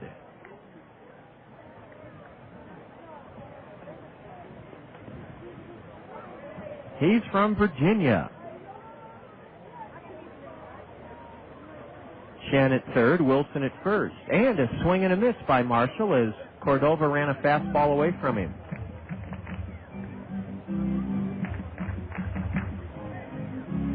Jake Miller, our strength and conditioning coach, was our South Slope Communications Triple Play Show guest this evening, and he'll be with us again tomorrow night at 6:40. There goes the runner from first, a ground ball up the middle. Rodriguez steps on second, throws to first, double play. A run scores as Marshall Hubbard, with Mike Wilson running, slapped it up the middle. And Rodriguez was going to cover second as Mike Wilson was running. Wilson barreled into Sean as he fielded it right next to second, stepped on the base, threw to first for a 6-3 double play. And Chen scores to make it 3-1 Kernels. What a double play turned by Sean Rodriguez on a ground ball up the middle. Sean was going to his left to cover second, Mike Wilson running, and that's where Marshall Hubbard hit it. On the ground, Sean fielded it 2 steps from the base at second, stepped on the bag, and as Mike Wilson came sliding in hard at his feet, he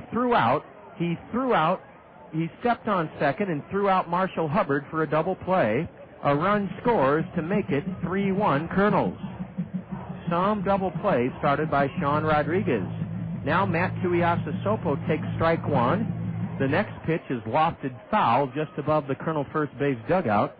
Michael Collins gave chase but didn't have a play, and it's 0-2 to Matt Tuiasosopo, and ball one high from Francisco Cordova.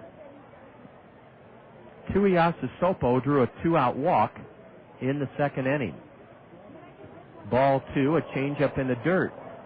3-1 Kernels now, bottom of the fourth inning, as Wisconsin does score a run thanks to the triple by Chen. And Kernel catcher Tim Duff is shaken up on that pitch in the dirt. It must have gotten him, I don't know where it got him, but Eric Munson, the Kernel trainer, rushes to Tim Duff's aid. Tim is standing up just to the right of home plate, behind the plate. Not sure if it got him in the throat. I think it may have got him in the throat. Bobby Magallanes is there to look over Tim Duff, the Kernel catcher. 2-2 to Tuiasosopo, and Tim Duff will get a big hand from this crowd. I'll tell you what, there are more sports fans here in this part of Wisconsin than I think any part of the Midwest. Of course, part of it is Packer mania. The Packers had a controlled scrimmage Friday night that was seen on the NFL Network, nothing more than a glorified touch football game, and they drew 70,000 at Lambeau Field. They're on for their first exhibition game tomorrow evening against San Diego. Ball three is in the dirt to Tuiasosopo. Sunday is also, the 14th, this Sunday, is also a KDAT Family Fun Day at the ballpark. And I'll give you the elements of that in a moment. Here's a bouncer over the hill behind second. Rodriguez has it, and Sean throws in time to get Matt Tuiasosopo. Sean Rodriguez had to wait for that second hop near the bag at second. He gloved it and then unloaded to first to get Tuiasosopo. And what a big part of the Kernel's success so far tonight Sean Rodriguez has been. No, one run in the fourth for Wisconsin. They had runners at first and third with nobody out. They scored one run on one hit, a walk, no Kernel errors, a double play, and the Timber Rattlers leave the bases empty. The KDAT Family Fun Day on Sunday, for $9.75 a person, you'll receive a plaza ticket to the game, a regular hot dog, popcorn, and a bottled soda or draft beer for only $9.75. That's a savings of $5.50 this Sunday, August 14th. The game starts at 2. We go to the top of the fifth inning. Your chance to earn a prize from the Bim Ritter Diamond Shop coming next. After 4, Kernels 3, Wisconsin 1. You're listening to Kernel Baseball in the Zone. What is ESPN Radio? It's not that hard. You're a sports fan? This is the sports station. It's ESPN. That means sports. The games, the experts, the analysis, the scores, the highlights, the people who know their stuff. It's good conversation. It's ESPN. It's radio. You know, the box that all the sounds come out of. At your home, in your car, where you work, even in your computer. It's everywhere you go. It's radio. It's ESPN. It's ESPN Radio. That's all it is. I'll live for you. I'll feed your cats. I'll fold your undies up a laundromat. Unless you want me to have them dry. I can pay for that. I'll work things out. Things get bad. I'll save my soul back before I meet your dad. I'll wear a turtleneck to strategically hide my tattoos if I can. I'm quitting the band 'cause I'm winning your hand. I'm giving you all my time, but this Dr. Pepper is mine. Rich taste, forget it. This Dr. Pepper is mine. One taste and you get it. I'm shocked with you, always be true. I'll never share my Dr. Pepper with you. Sorry.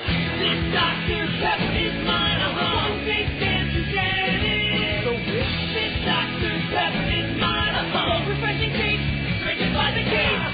This Dr. Pepper is mine. Isn't even a word. Michael Collins, the Colonel number 2 hitter, 0 for 2 so far tonight, has taken the first 3 pitches from Ivan Blanco for balls, and Michael's ahead 3-0, opening up the 5th inning. Fast-moving game, 3-1 Kernels through 4. The 3-0 to Collins is a strike on the inside corner. If you've been a winner of a prize already this spring or summer from the Bim Ritter Diamond Shop as our Kernel Roadshow Trivia Challenge question winner, congratulations. Please don't email this evening.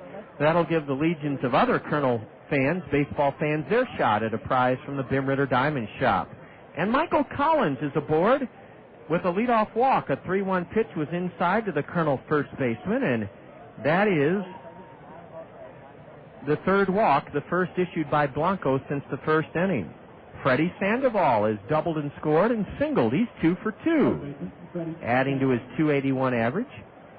If you've already won a prize this year, a $5 gift certificate from the Springhouse during our Springhouse trivia questions during our home broadcast, please don't email this evening in this Kernel Roadshow Trivia Challenge question. And again, we ask that not to deny you a chance to have fun. You can certainly play along, but it just allows fairness to prevail so that we get different winners every broadcast. Strike 1, pumped in on the outside edge, a fastball to Freddie. Log on to our website in order to email us the answer to the Kernel Roadshow Trivia Challenge, www.kernels.com. Collins at first, a short lead. Blanco comes set at the letters, and the next delivery is grounded into the right field for a base hit. Collins will try for third. No, he won't. He wisely holds up at second, and Freddy Sandoval's 3 for 3. Freddy Sandoval grounded a single through the right side of the hole of the Wisconsin infield into right field, and Collins goes to second. First and second, nobody out here in the Kernel 5th inning, and the batter, Josh LeBlanc. Let's see what Bobby Magallanes wants to do. Will he hit and run, will he bunt with his cleanup batter, LeBlanc, who came through with a 2-out, 2-strike RBI single in the first? Or will Josh be allowed to swing away? He bunts to third, and it's gloved by Chen. The throw to first in time. What a bunt by Josh LeBlanc. He gets Collins to third, Sandoval up to second on a beautifully executed sacrifice bunt up the third base line. Young Chi Chen came in, charged, gloved, and threw out LeBlanc. The play went 5-3, and Josh LeBlanc with a big play in this game. Boy, those sacrifice bunts, when you execute them, usually result in positive things. The infield in now for Wisconsin as Richard Giannotti bats. And corks it just foul past first, strike 1. That would have scored a pair, but it was foul by about 3 feet. Richard has been hit by a pitch, and he has been retired trying to drag a bunt down. He was successful in dragging it, but too hard up the first base line. He was out as Marshall Hubbard fielded his bunt. Second and third, only one out here in the Colonel fifth inning. We'll take you through those steps for the Colonel Roadshow Trivia Challenge. You've logged on to our website, www.kernels.com. Now click on the link that says Roadshow Trivia. Click on the link that says Roadshow Trivia Challenge and email us your name, address, and phone number. And then I'll give you the question here. Richard swings and misses, strike two. Infield in for the play at the plate. Giannotti's the key man in the inning. He wants to deliver a fly ball to chase home Michael Collins from third. Our Colonel Roadshow Trivia Challenge question. Only 5 players in history have 3,000 hits and 500 stolen bases. We want you to name 2 of them specifically, and we'll give you the 2 in a moment. The 0-2 to Richard. A pop foul. This one will reach the stands to our left, and it's still 0-2 to Giannotti. 3-1 Kernels, top of the 5th inning. This is a pivotal point in the game if Richard can climb out of this 0-2 hole and drive home at least Collins from third and hopefully Sandoval from second. Only 5 players in history have 3,000 hits and 500 stolen bases. And we want you to name 2 of them. A bouncer foul past Justin Bachman, coaching at first. Still 0-2 to Giannotti. One of them played the majority of his career with the Brewers. The other played the majority of his career with the Cardinals. Name those 2. Only 5 players in history have 3,000 or more hits and 500 stolen bases. One of them played most of his career with Milwaukee, the other most of his career with the Cardinals. Name those 2. Email us your answer now. Infield in for the Timber Rattlers. Giannotti, switch hitter, batting left. Swings at a pitch in the dirt, strike 3, but Collins will score, and Richard makes it to first base. Rounding third and holding is Sandoval. The Kernels get a big break as Richard Giannotti fans on a pitch in the dirt, but a wild pitch by Ivan Blanco, his 16th wild pitch of the season. Michael Collins scored standing up, and before Jeff Clement could retrieve it, Sandoval darted over to third, and Richard Giannotti, the batter, made it to first base, even though he struck out. And it's 4-1 Kernels here in the 5th inning. Well, Richard struck out on a nasty pitch in the dirt, a wild pitch, and Collins came home to score to make it 4-1 Kernels. Sandoval scooted over to third, and Richard Giannotti sped to first base. Now Nate Sutton, the batter. Strike 1 called, a fastball. Let's give you that Colonel Roadshow Trivia Challenge question one more time. Only 5 players in history have 3,000 hits and 500 stolen bases. Name 2 of them. The 2 we want you to name. One played the majority of his career for the Brewers. The other spent most all of his career with the Cardinals. Name those 2. One was a left-handed hitter. One was a right-handed hitter. Email us your answer. You've logged on to Kernels.com, clicked on the link that says Colonel Roadshow Trivia Challenge, and you've emailed us your name, address, phone number, and the answer to our Colonel Roadshow Trivia Challenge.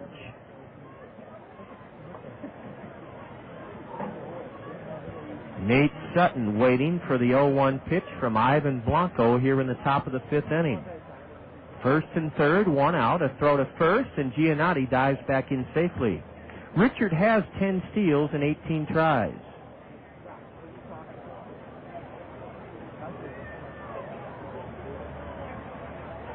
Nate Sutton has walked and fouled out to third so far tonight. He's waiting patiently. Now the pitch. The runner goes. A swing and a tip foul, or a swing and a miss.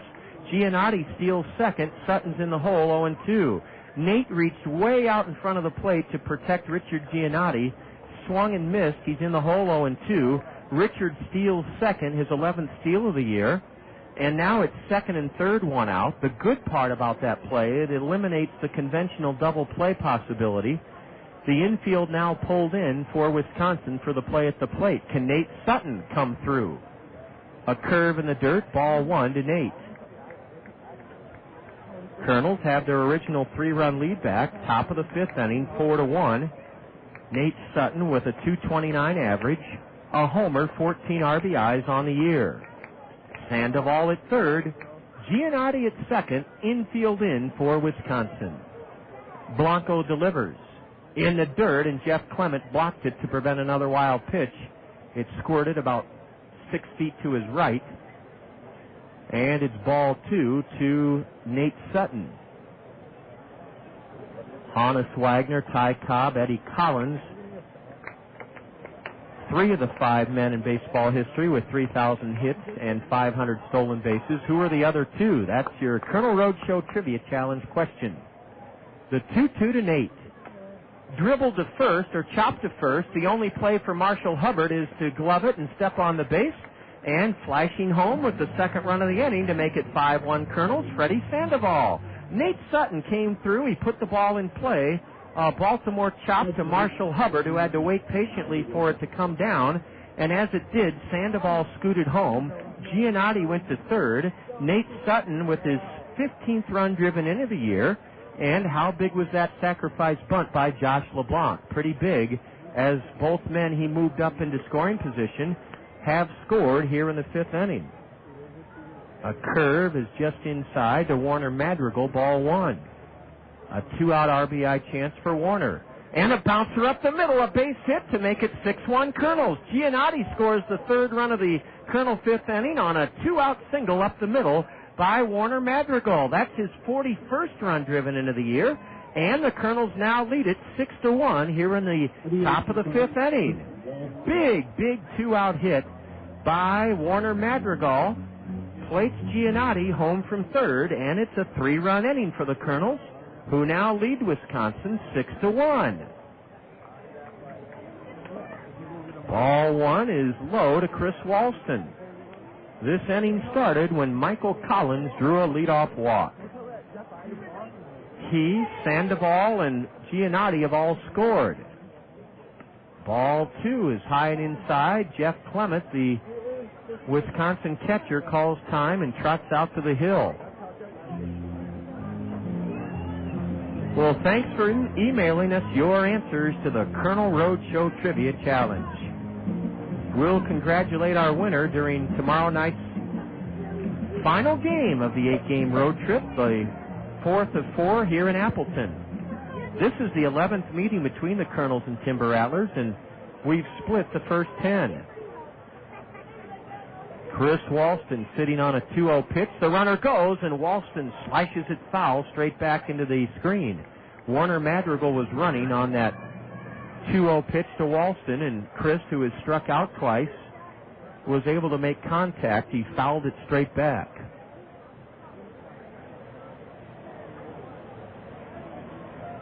Walston is the 7th Colonel batter in this 3-run 5th inning.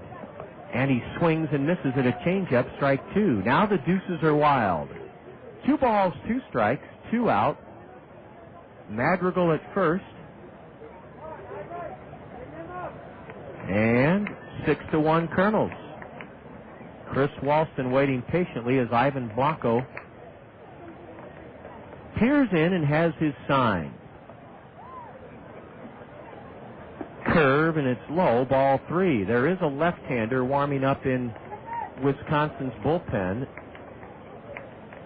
and that left-hander is Donnie Langdon. Donnie Langdon is warming up in the left field Timber Rattler bullpen. Madrigal goes on the 3-2 pitch, and it's swung on and missed. A curveball low and away. Chris Walston down on strikes to end the Colonel 5th inning. The Kernels add to their lead with 3 runs on 2 base hits, a stolen base, a wild pitch, no Wisconsin errors, and the Kernels leave a runner aboard. We've stranded 5. After 4.5 innings from Appleton, it's now the Kernels 6 and the Timber Rattlers 1. You're listening to Colonel Baseball in the Zone.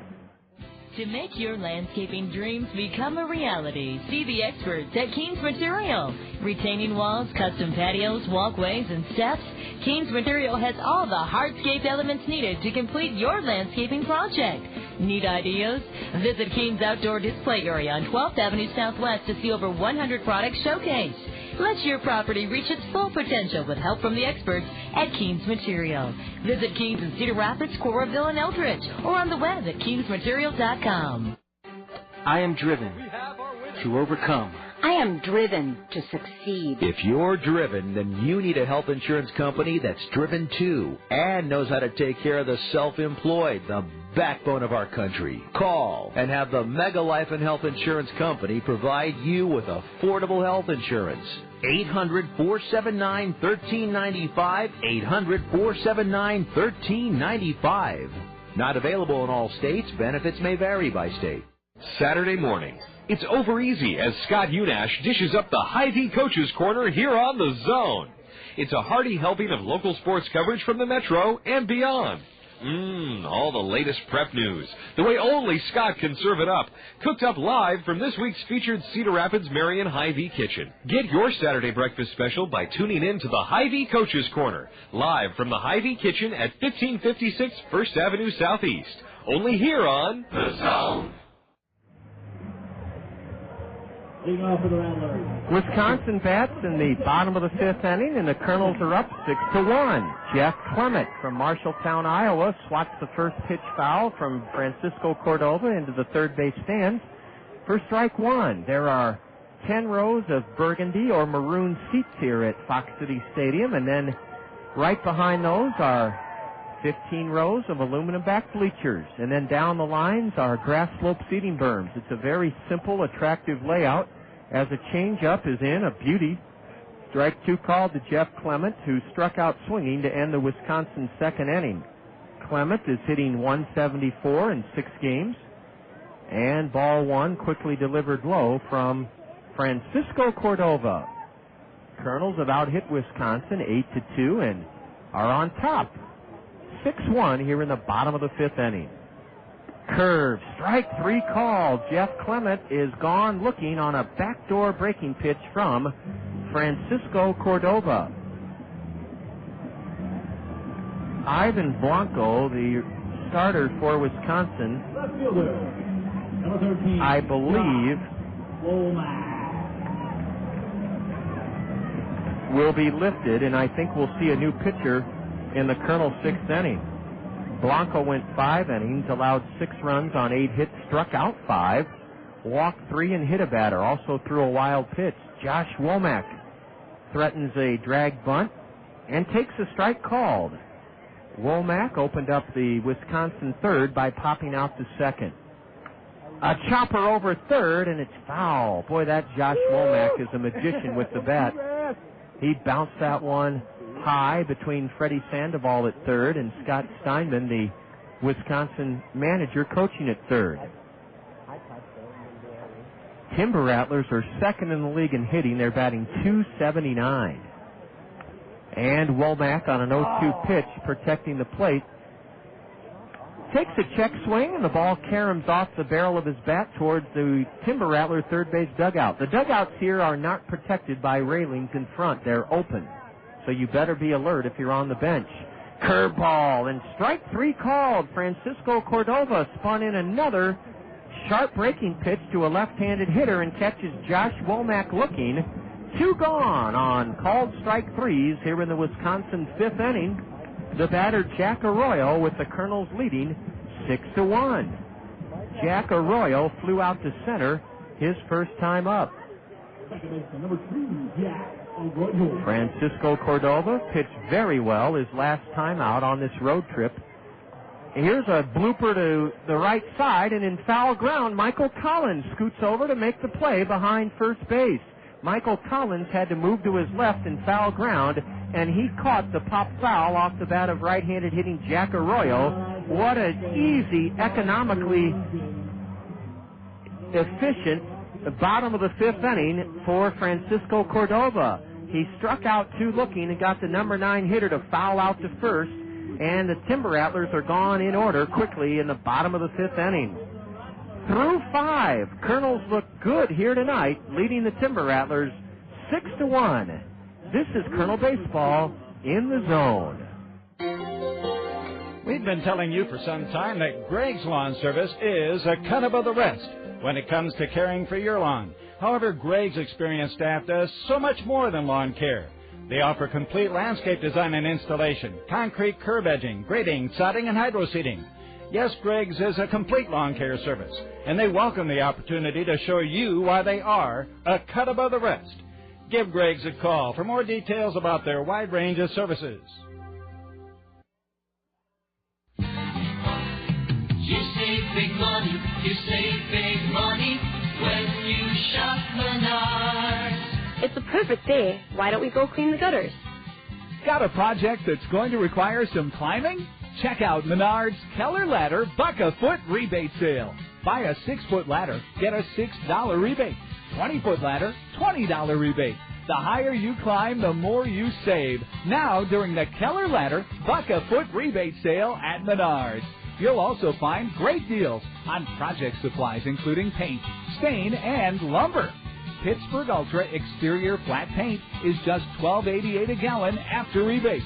Choose from solid or semi-transparent Thompson's Water Seal Deck and House Stain, only $9.94 a gallon. Plus, there's no interest or payments till spring when you put it on your Menards big car. Save big money at Menards. The Colonel number 9 hitter catcher Tim Duff is 2 for 2 with a run scored, and he takes ball one high. I was wrong. Ivan Blanco has not been lifted. He's back out for the 6th inning, and the 1-0 is a fastball low. It's 2-0 to Tim Duff. Colonel's only hitting .238 against Wisconsin in 10 games this season, but have out-hit the Timber Rattlers 8-2 tonight. Taking all the way for a strike is Tim Duff. Colonels have had base runners in every inning but the third off the Venezuelan right-hander. Tim Duff pops it high in the air to right. Mike Wilson comes in a few steps and one-hands it. Duff is retired for the first time this evening as he lofts one into right for the first out of the Colonel 6th inning. Here's Sean Rodriguez. He's sparkled at the plate and in the field tonight. Sean walked in the first, socked a 2-run homer to give the Colonels a 3-0 lead in the second, and then wrapped into a double play in the 4th inning. A curve from the right-hander is low and away. Sean wears his Red Sox up high. Go along with his red knit Colonel batting practice top and laces one into right center. This one may fall. On the run, Mike Wilson. He reaches out and makes a spectacular running catch in right. Mike Wilson with yet another good catch in this series. Running to his right, took an extra base hit away from Sean Rodriguez. I mean, Wilson was on a dead sprint. He looked like he was being timed for the 40-yard dash in an NFL tryout camp. He lit out to his right and took an extra base hit away from Sean Rodriguez with a dazzling catch in right center. 2 gone here in the Colonel's 6th inning. Boy, that Mike Wilson looks like a real prospect for the Mariners. One thing Branch Rickey always believed in was speed. And he would draft jackrabbit after jackrabbit and try to teach them how to hit, throw, and field. But the one thing Branch Rickey always said you couldn't really improve too much was innate speed. And Mike Wilson flat out outran that ball in right center. Ball one skips in the dirt to Michael Collins. 3:25 down the lines here at Fox City Stadium. The deepest part of the ballpark is in right center where it's 405 feet. Above that 405 sign are the flagpole, are the flags, 3 flag poles. The wall in center is army green and it's 16 feet high. Ball 2 to Collins and now a strike. Michael got the 3-run Colonel Fitz started when he drew a leadoff walk. Colonels lead it by 5, 6-1 here in the top of the 6th inning. 2 gone, and Michael Collins ahead, 2 balls, 1 strike. Line shot into the left center field gap for extra bases. Michael Collins will round first, and retrieving it at the base of the left center field wall is Chris Colton. Michael Collins has the 11th Colonel hit of the night, a booming double into the left center field gap, his 24th double of the year. Michael Collins has doubled with 2 out here in the 6th inning, and let's see if Scott Steinman sticks with Ivan Blanco Blanco has had no success against the Colonel batter, Freddy Sandoval. Freddy's 3 for 3, and here comes Scott Steinman. That'll be it for Ivan Blanco. Blanco goes 5 2/3 innings. And in 5 2/3, he's surrendered 6 runs on 9 hits. I sent that was the Colonel 11th hit. It was our 9th hit. Ivan Blanco struck out 5 Kernels. He walked 3, and he hit a batter. And Blanco is lifted. On comes Donnie Langdon. Langdon, Donnie Langdon, a first-year pro, drafted out of Kutztown State in Pennsylvania. Donnie Langdon on for the 11th time out of the Timber Rattler bullpen, 0-1, a 4.86 ERA. He has a save. Lefty Donnie Langdon has pitched 16 2/3, allowed 17 hits in 16 2/3, struck out 16 batters in 16 2/3, walked 14, the league hitting .270 against southpaw Donnie Langdon. He's on to face switch-hitting Colonel All-Star third baseman Freddy Sandoval, who's 3 for 3 tonight. Let's look ahead to the upcoming Colonel 8-game homestand. We've shared a number of the fun attractions that you can look forward to. Let me give you the phone number to call for Colonel tickets, 896-7560. 896-7560, or you can order your tickets right from our website, www.kernels.com. I shared the exciting news with you earlier this evening, and if you weren't with us then, here it is. Tuesday night, August 16th, the gates open at 6, the game starts at 7, and the first 2,000 of you Colonel fans, regardless of age or gender, will receive a 2005 team photo thanks to Copyworks. Copyworks is producing the 2005 team photos, and they'll be given out to the first 2,000 of you Colonel fans Tuesday night, August 16th. That's a week from tomorrow evening. Come early, and you'll be among the first 2,000. The next night is a Bucket Cup Wednesday. That means you can enjoy a 12-ounce beer or a 12-ounce soda for only $1 while watching the fun of Colonel Baseball on Wednesday, August 17th. Freddy Sandoval will turn around and bat right-handed. He was 3 for 3 with 2 runs scored against right-hander Ivan Blanco, and now he faces lefty Donnie Langdon. Donnie leans in to get his sign from Jeff Clement. 6-1 Kernels, top of the 6th inning. And ball 1 in the dirt, a changeup from the lefty. Langdon has a long-sleeved black shirt underneath his white Timber Rattler top, and he also wears his black socks up high. Donnie, a 22-year-old out of Kutztown University, they used to call it Kutztown State, a Division II powerhouse in Pennsylvania. Kutztown is how you spell Kutztown. Ooh, a wild pitch over the head of Jeff Clement, and that sends Michael Collins to third.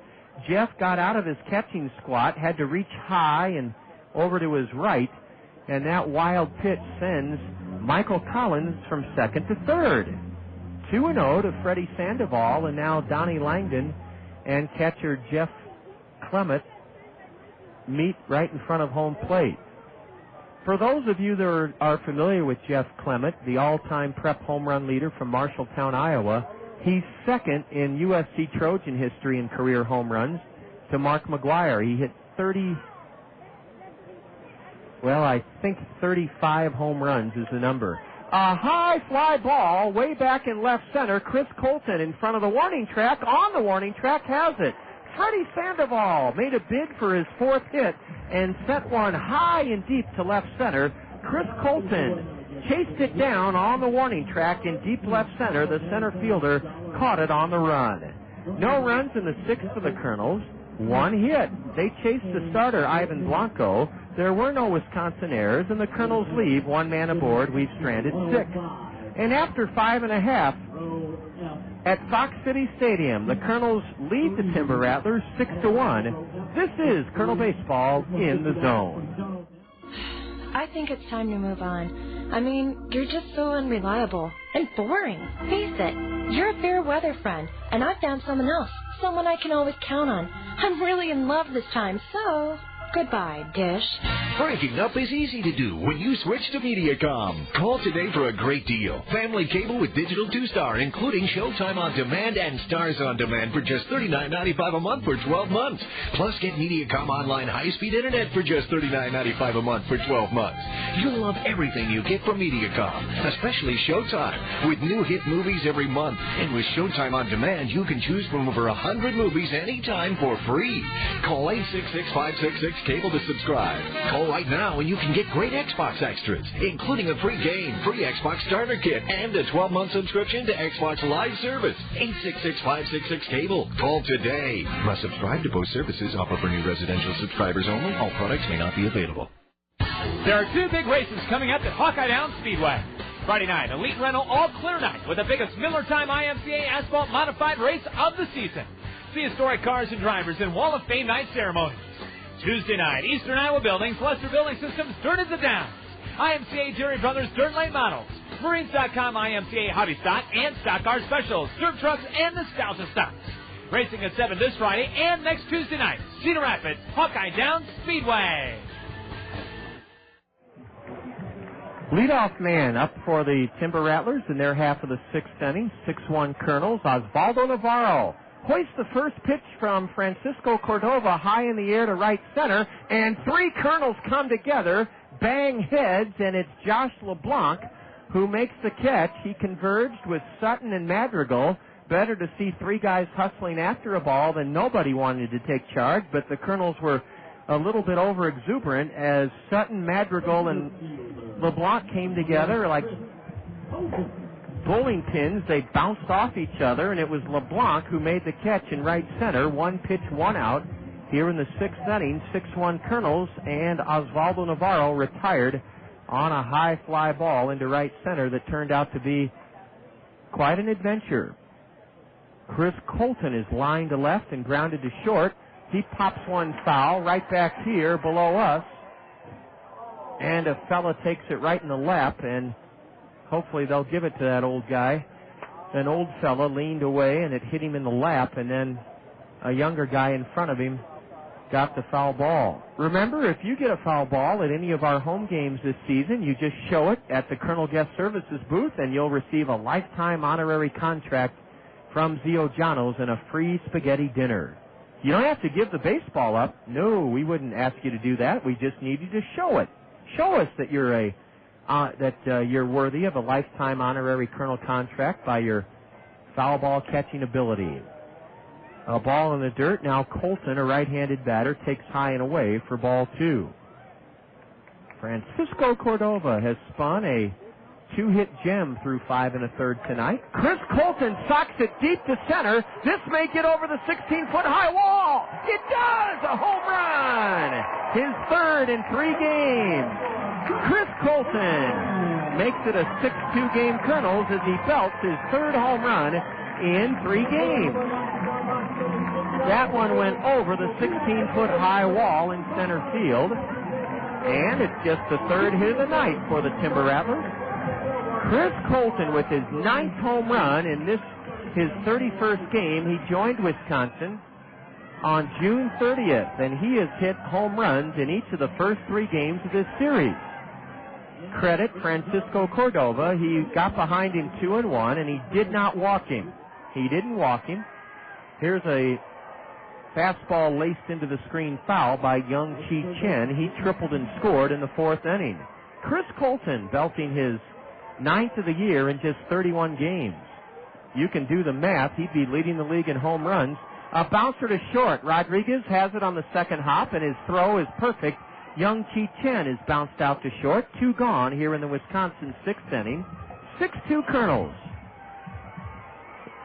Well, let me just do some rough math.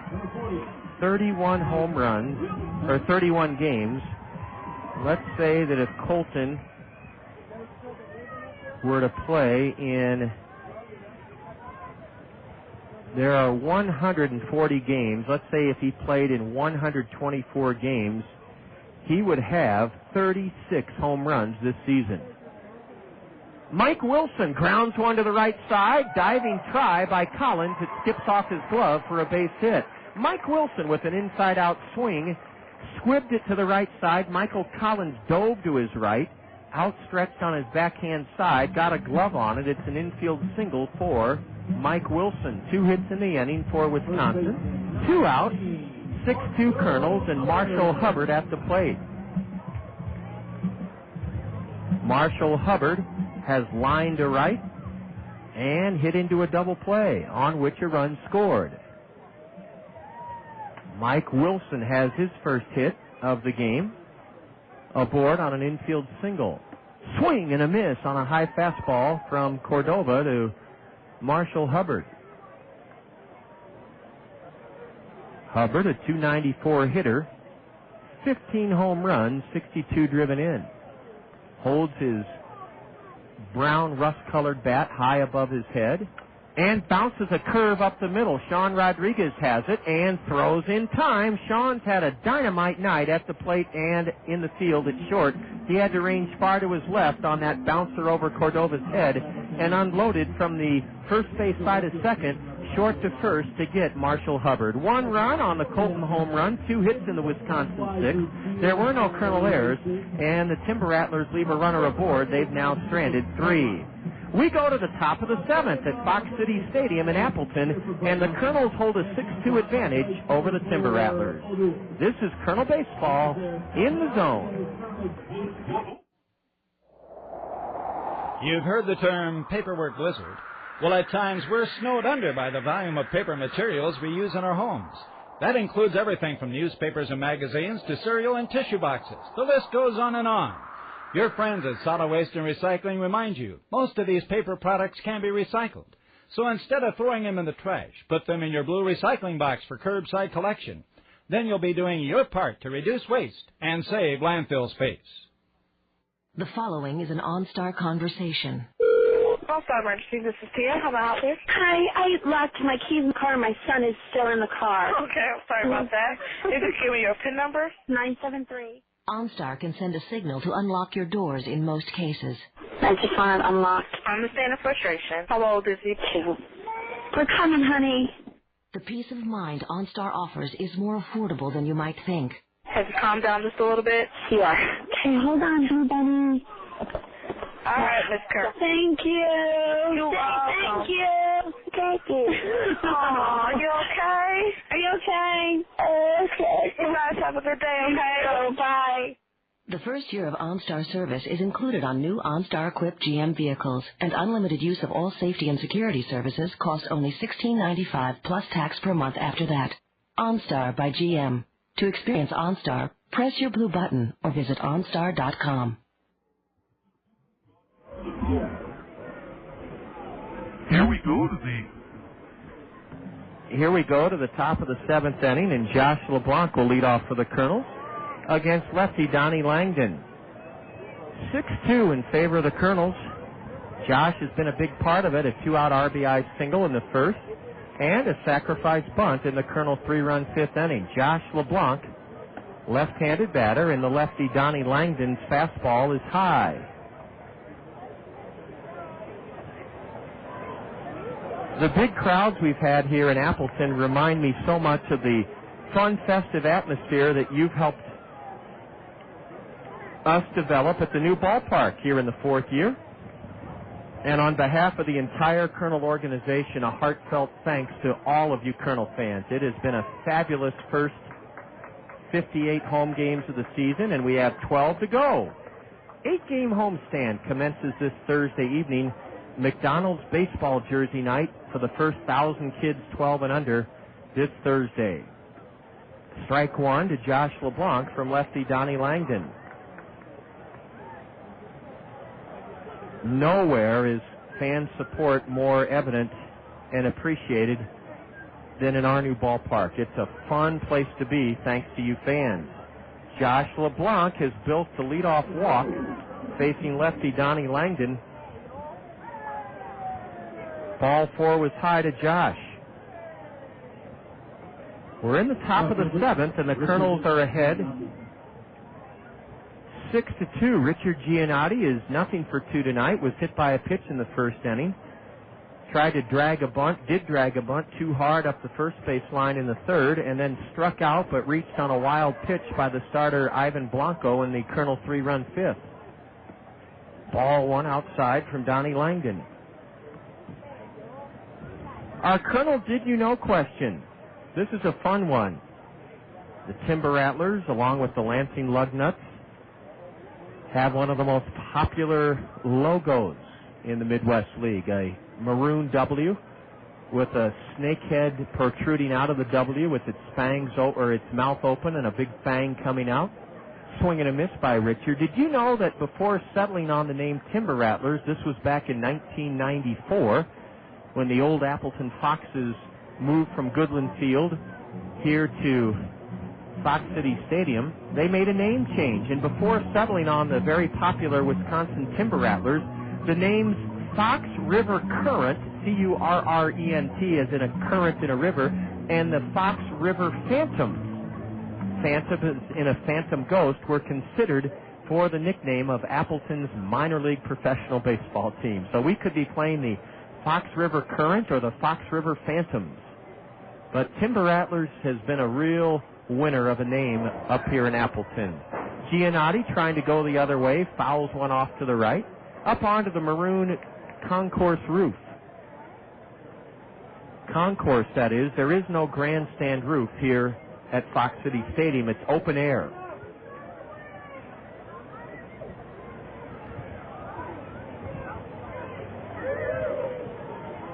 The 1-2 to Richard, batting right instead of throw to first. LeBlanc with 10 steals and 14 tries is back standing up. Kernels with 1 in the first, 2 in the second. Wisconsin answered with a run in the fourth. The Kernels put a 3 spot on the board in the fifth, and Wisconsin scored 1 in the bottom of the sixth. Ground ball to the right side. I don't think hit hard enough to get 2. As a matter of fact, Jack Arroyo makes the play on Giannotti, the batter, as LeBlanc makes it to second. Richard Giannotti rolled it softly to the right side. Jack Arroyo watched as LeBlanc dashed in front of him, flashed in front of him to second, and threw Giannotti out. Runner in scoring position for Nate Sutton here in the top of the 7th inning. Branding is a very important aspect of a business, and branding includes your name and your logo. I remember Jack Rader saying how everybody was in an uproar of disbelief and anger when our logo and name was chosen in the mid-90s, Kernels. But it turned out, as the Timber Rattlers have, to be very, very popular, and it's been embraced by not only all of Eastern Iowa, but it's a real source of pride. I know whenever I go places and people ask, well, what do you do? And I explain that I work for the Cedar Rapids Kernels. And they say, well, I didn't know there was a military outpost in Cedar Rapids, Iowa. No. Kernels as in K-E-R-N-E-L-S, corn kernel. Then they just smile and they say, oh, can I see the logo? And when I show them the logo, they're delighted. Ball 2 is downstairs to Sutton from the southpaw, Donnie Langdon.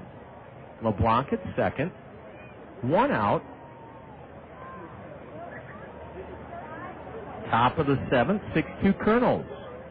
Want to say hello to a very special friend of the Kernels, Bill Quinby. Bill ordinarily starts to think about turning in this time of evening, and Bill listens to all of our games, home and away. And Bill was a dynamic, non-stop force in helping us raise the funds for the new Veterans Memorial Stadium. He did it all, as he does everything, behind the scenes, very humbly, very, very effectively, and very generously. Bill Quinby. Hope you're having a great night, Bill, and that you're enjoying action here from Appleton. Curve is outside to Sutton, ball 3. Bill, until just a year or two ago, would come up to Green Bay, just north of here, almost every Sunday to evaluate NFL officials. He'd take that flight. Ball 4 high to Nate Sutton, a fastball, and 2 Kernels have walked here in the 7th, bringing up Warner Madrigal with 1 out, and runners at first and second. I think Bill would take a flight from Cedar Rapids to Appleton. And then I think he'd drive up to Lambeau Field. He's very good friends with Brett Favre and also very close to Bob Harlan, the president of the Packers. Here comes Brad Holman, the pitching coach of the Timber Rattlers, coming out to talk with his rookie lefty, Donnie Langdon. Also want to say hello to our good friends from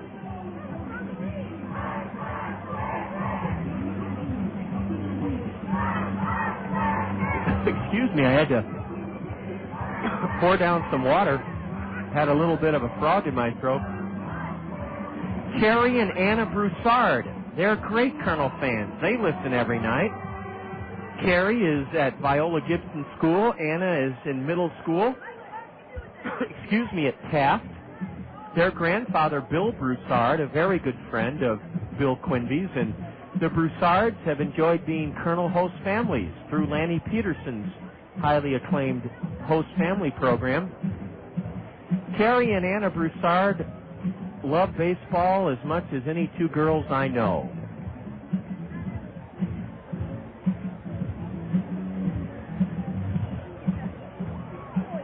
We're glad they're tuned in tonight as well. Warner Madrigal with runners at first and second and one away. Warner came through with a big 2-out RBI single in the fifth inning to put the Kernels ahead 6-1. It's 6-2 Kernels here in the top of the seventh, and Madrigal facing lefty Donnie Langdon for the first time. Langdon steps off the rubber and looks LeBlanc back to second.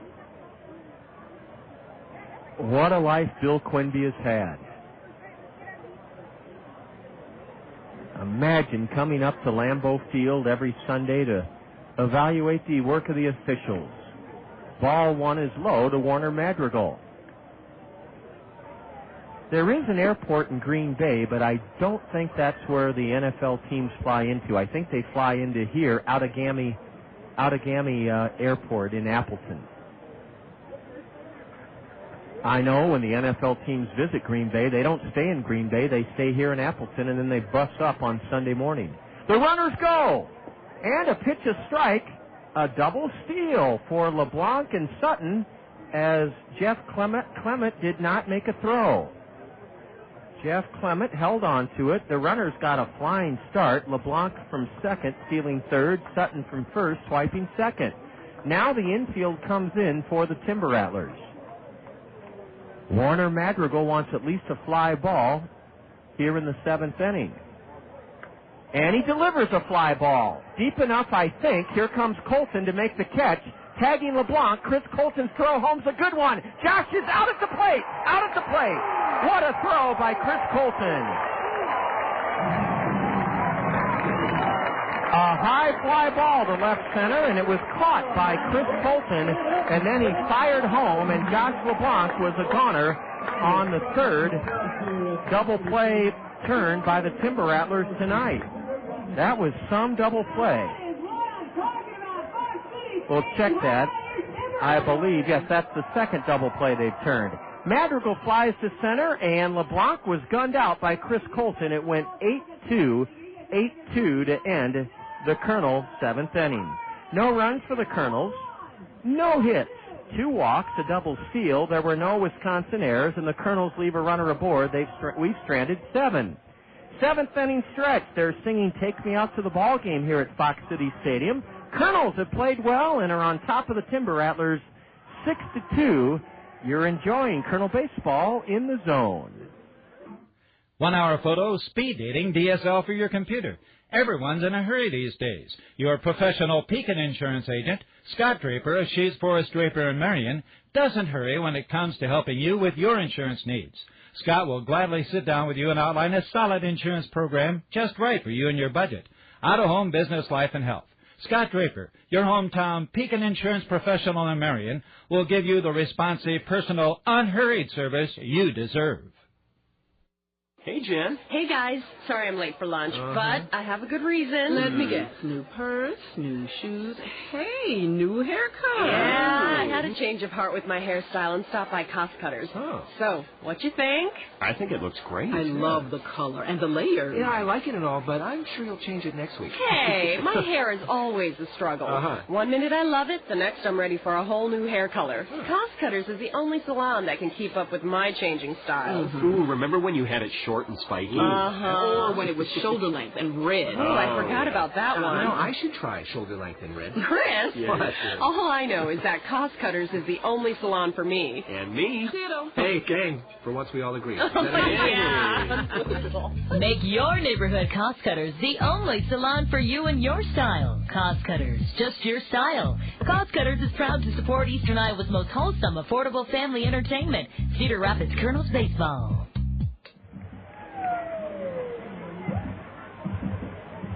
Just past 9 o'clock here in Appleton, where the Timber Rattlers bat against the Kernels in the bottom of the seventh, and cutting through a Francisco Cordova fastball for a swinging strike one is Matt Tuiasosopo.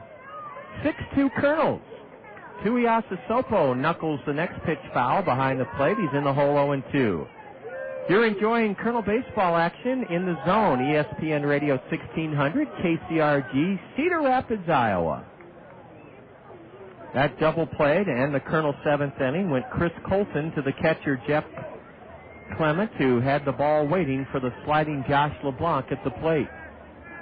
A one-hop sizzling strike. Ball one upstairs from Francisco.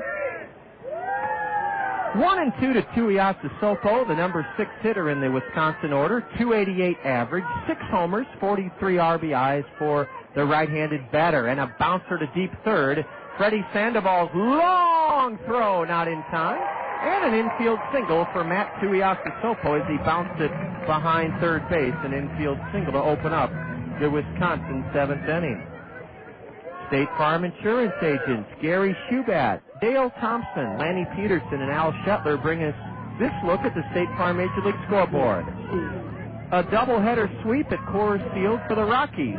Earlier today, in 11 innings, Colorado shaded the Marlins 4-3, and then in the nightcap of the Twin Bill, the Rockies knocked off the Marlins 5-3, so Colorado wins a pair over Florida.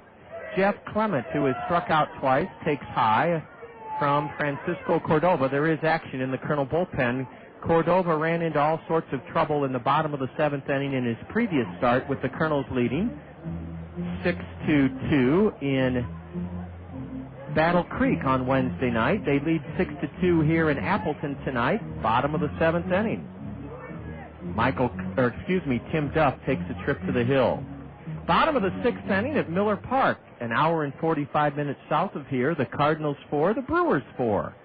And Cincinnati is thumping the Cubs at Wrigley 9-0, bottom of the seventh inning. Clement lifts the 1-0 pitch foul towards the third base stands, and it's beyond the reach of Freddy Sandoval. Strike one to Jeff Clement. Yeah, dude. In the American League, they're in the top of the 10th inning at Sky Dome, the Rogers Center. Detroit 8, Toronto 8. Bottom of the 7th at Fenway, the Red Sox are pounding the Rangers 11-5. They're in the bottom of the 8th in the Bronx. The Yankees hold a 3-2 lead over the White Sox. The 1-1 to Jeff Clement from Marshalltown, outside for ball 2. And later this evening, the parent club of these Wisconsin Timber Rattlers, the Seattle Mariners, host the Twins.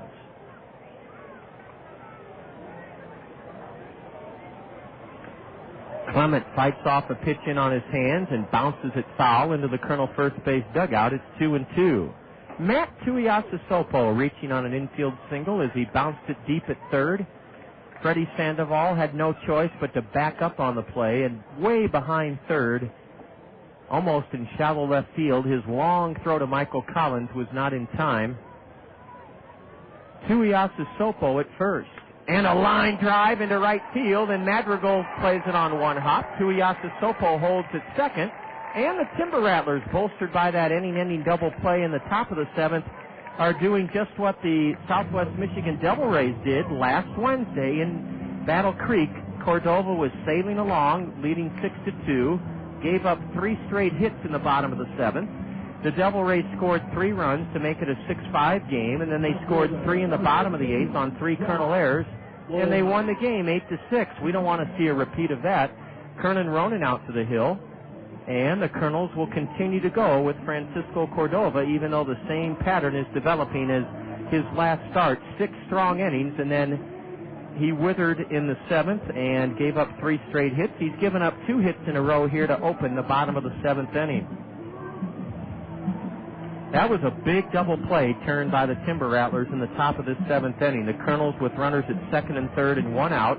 Warner Madrigal lifted a ball into shallow left center. Chris Colton had the perfect angle on it, cut in from center, threw a one-hop strike after he caught the ball home, and the Kernel base runner Josh LeBlanc was out on the back end of a double play. And ever since then, Wisconsin has garnered momentum in this game. They have runners at 1st and 2nd, nobody out. The Kernels need a strikeout, pop-up, or double play to stem the tide. Womack bunts foul, strike 1. Josh Womack, the number 8 hitter, bunts foul into the screen. This is so eerily similar to last Wednesday that I'm kind of paranoid about it. Last Wednesday, Cordova gave up hits, a double, single, and double to the 6, 7, and 8 men in Battle Creek's order. And before you knew it, our lead of 6-2 was 6-5, and then the Devil Rays scored 3 on 3 Kernel errors in the bottom of the 8th to overtake us. A changeup, and that is over but low for ball 1 to Josh Womack. 6-2 Kernels, but that lead is in peril now with runners at 1st and 2nd, nobody out for Wisconsin.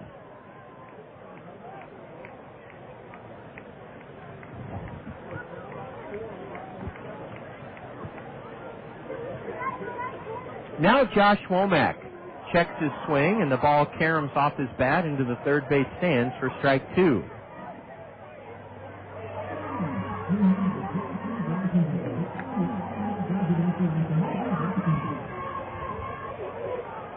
Nine hits for the Kernels, 6-4 Wisconsin. Womack, a high draft pick of the Seattle Ball Club, waiting in the hole, 1-2. Left-handed hitter. And a changeup is squirted foul beyond the Kernel first base dugout. Womack was Seattle's second-round pick out of high school in 2002. He's from San Diego. Same home city as Ted Williams.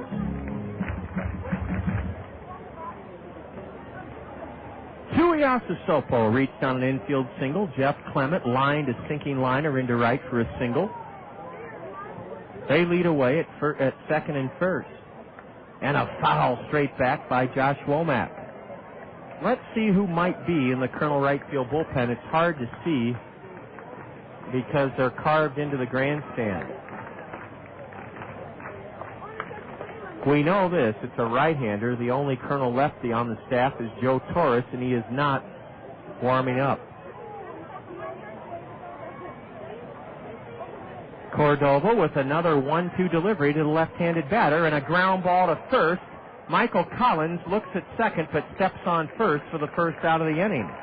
So Josh Womack has a productive at bat as he bounces one up the line at first. Michael Collins fielded it, looked at second where Jeff Clement made it, and then stepped on first for the first out of the inning. 2nd and 3rd. One away for Jack Arroyo. Man, this Wisconsin club just keeps coming at you. You never feel safe against them. We've had one lead so far in this series. This is our second. A grounder to third, cut off by Sandoval. He looks the runner back to second and throws in time to get Jack Arroyo. A run scores from third, Matt Tuiasosopo, to make it a 6-3 game, Kernels. Jack Arroyo clubbed it on the ground to Freddy Sandoval's left. Freddy went a long way to his left, looked Jeff Clement back to second as Matt Tuiasosopo scored on the bouncer to third, and there are 2 gone here in the 7th. The batter, Oswaldo Navarro. It's a 6-3 game Kernels. Oswaldo Navarro has a bunt single tonight. He's 1 for 3. And this is a pivotal at bat. I think if Francisco Cordova can get Oswaldo Navarro, we've got a real shot at bagging a win here tonight. A curve, and it's a beauty on the inside corner to the right-handed hitter, Oswaldo Navarro. Jeff Clement at second. 2 away. Wisconsin has scored a run, and the Colonel lead is 6-3. Strike 2 called, a fastball from the Colonel right-hander, Francisco Cordova. He's ahead of the 271 hitting Oswaldo Navarro, who has 7 homers, and he's driven in 57 runs. Navarro with a slightly closed stance, right-handed batter, bends his knees, and swats the 0-2 foul high up into the net to stay in the hole. 0-2, Oswaldo Navarro from Venezuela. The Kernels have had a tough go of it on the road this season. We played 56 games, won 20, and lost 36. In the second half, we played 21 games on the road, won 6, and lost 15. Navarro pops it in the air to shallow center. Back goes Nate Sutton to make the catch. And 7 strong innings from Francisco Cordova. He gets Oswaldo Navarro to break his bat and pop up into shallow center, where Nate Sutton scooted back and made the play. The second baseman caught it. 1 run in the 7th for Wisconsin, 2 base hits, no Colonel errors. Timber Rattlers leave a runner in scoring position. They've stranded 4. Kernels look to add to what is now a 3-run lead as we go to the top of the 8th inning. In Appleton, Kernels 6, Timber Rattlers 3, and you're enjoying Colonel Baseball in the Zone. Hey, Dad, did you catch the game last night? Wow! Oh, no, the wind was messing up my dish. Oh, man, too bad. Maybe next time.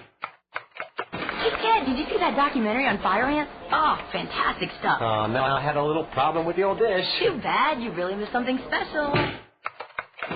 Say, Ted, remember that episode of Nip Tuck last week, the one with the doctor? No, afraid not. I think it was raining that night or something. Hi, Teddy. Hi. Hey, I saw this romantic movie the other night. It made me think of you. Well, I meant to, but I think there was some bad weather going on. You know, Ted, I could really see getting together once in a while, but I don't know if I want a dish relationship. Oh, man. Want a weatherproof way to watch television? Get rid of that dish and call Mediacom to learn about our 12-month, $29.95 offers. Call today at 1-800-800-CABLE. That's 1-800-800-CABLE. There are 2 big races coming up at Hawkeye Downs Speedway. Friday night, Elite Rental All Clear Night with the biggest Miller Time IMCA Asphalt Modified race of the season. See historic cars and drivers in Wall of Fame night ceremonies. Tuesday night, Eastern Iowa Buildings, Lester Building Systems, Dirt in the Downs. IMCA Jerry Brothers Dirt Late Models. Marines.com IMCA Hobby Stock and Stock Car Specials. Dirt Trucks and Nostalgia Stocks. Racing at 7 this Friday and next Tuesday night. Cedar Rapids, Hawkeye Downs Speedway.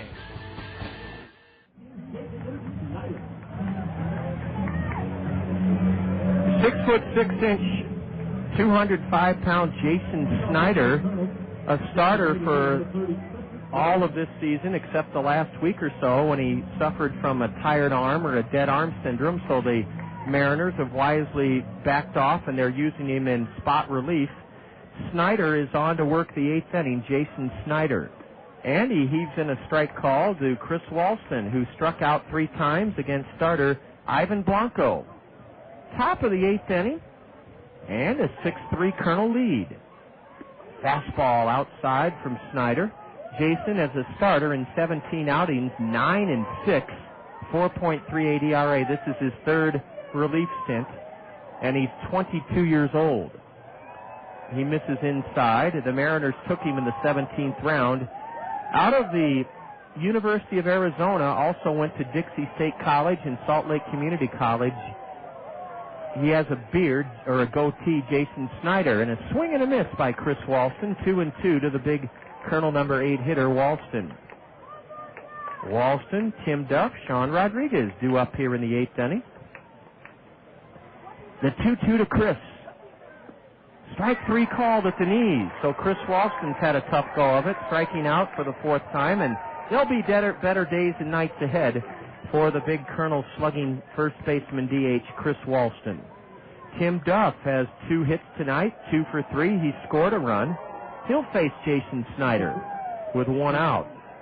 Donnie Langdon, an inning and third out of the Wisconsin bullpen. No runs, no hits, no strikeouts, 2 walks. Tim Duff swings and dribbles the first pitch foul towards the on-deck circle where Sean Rodriguez picks it up. Jason Snyder pitched a scoreless inning in Saturday night's series opening Wisconsin 7-3 victory. Duff, a right-handed hitter, spanks the 0-1 pitch foul high over the burgundy concourse roof. Strike 2 to Tim Duff. We'll be getting our attendance in a little bit. They'll have a big crowd here tomorrow for their version of, we call ours a Buck a Cup Wednesday. They call theirs here a Thirsty Tuesday. And Tim Duff is down swinging on a high fastball. 2 gone quickly here in the 8th inning as Jason Snyder has struck out the first 2 Kernels. This Wisconsin club is a handful. They are very, very good. They remind me of some of the Kernel ball clubs we've had the first 3 years in the new stadium.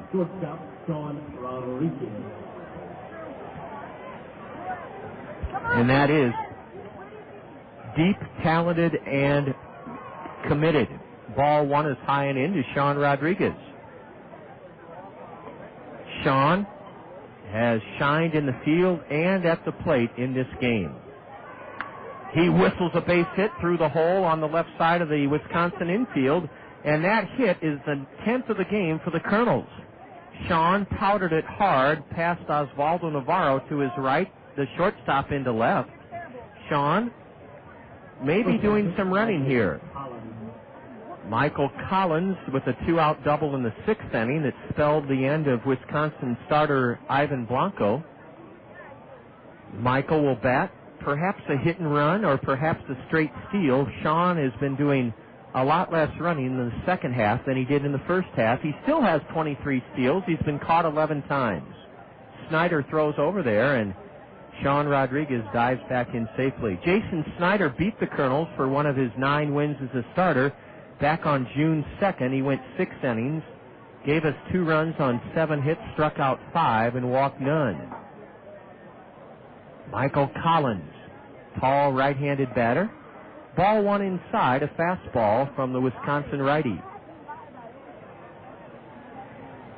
Our last noon game of the year is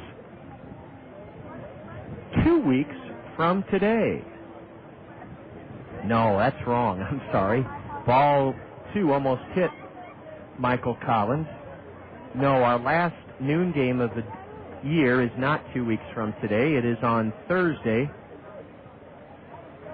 August 18th.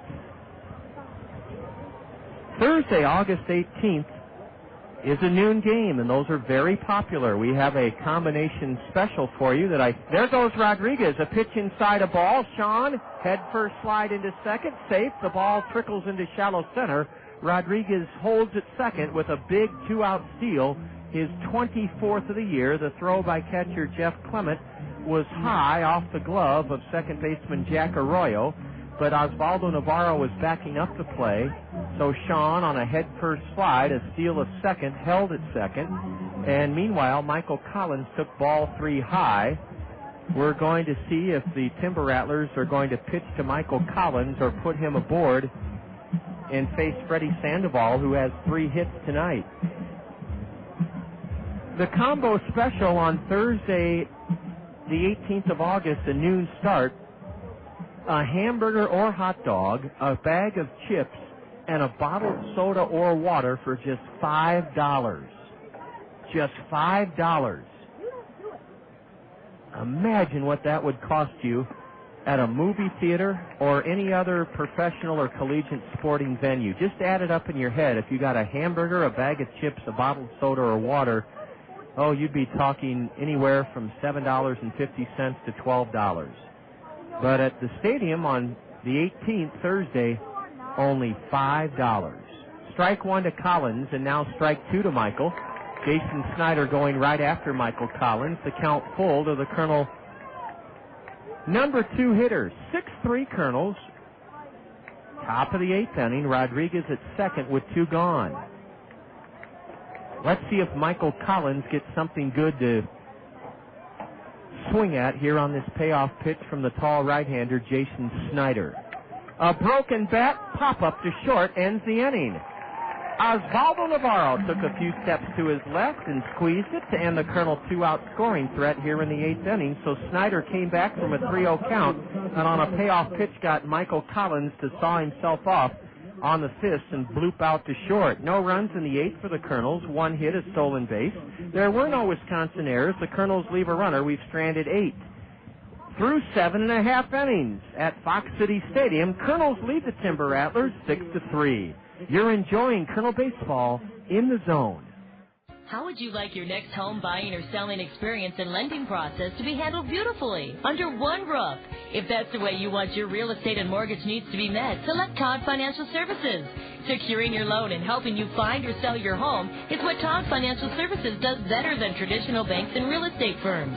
You'll be fully informed, supported, and taken care of so that buying, selling, or financing your home will be a pleasurable experience. Todd Financial Services, eager to meet all of your mortgage and real estate needs under one roof.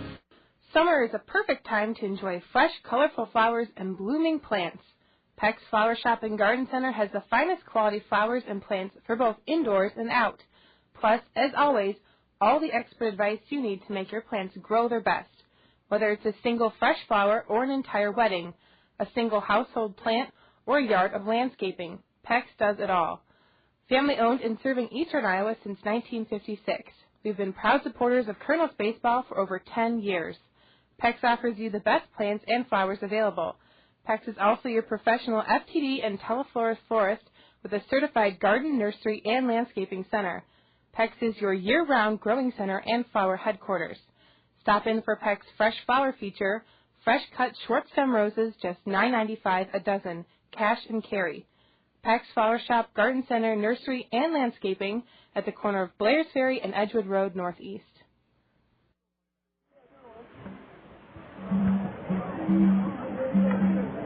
A U.S. Cellular speed talk call to the Kernel bullpen with the Kernels leading Wisconsin here in the bottom of the 8th inning, 6-3. Michelle Samar answers the U.S. Cellular speed talk call to the Kernel bullpen in relief of Francisco Cordova, who could win his 4th game of the season. He cannot lose. He went 7 innings, surrendered only 3 runs on just 6 hits, struck out 3, walked 2. Francisco Cordova with a rock-solid, impressive 5th start of the season. Michelle Samar, you talk about impressive. Michelle pumps in a fastball, a strike to Chris Colton, who homered for the 3rd time in this series, his last time up. Strike 2 on the outside corner of the right-handed batter. Samar was the winner in the Kernel come-from-behind victory Friday night in Battle Creek. A 4-3 Kernel win, our only win so far on this 8-game road trip. Michelle spun 3 shutout innings, struck out 3, walked 1, and gave up no hits. Ball 1 is outside. Now Samar's pitch is a slow roller to shallow second. Nate Sutton rushes in, fields it, and throws out. Chris Colton, 1 away here in the Wisconsin 8th inning. Michelle Samar has now pitched 15 straight scoreless innings, recording the first out here in the 8th inning.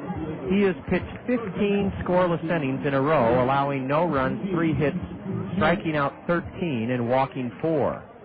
Man, that is some excellence in relief. Michelle, working out of the Kernel bullpen for the 7th time this year, has a 4-2 record and a save. Ball 1 outside to Young Chi Chen, who tripled and scored in the 4th inning. A fastball outside to Chen. For ball 2, Young Chi is a .296 batter, and he takes low, ball 3.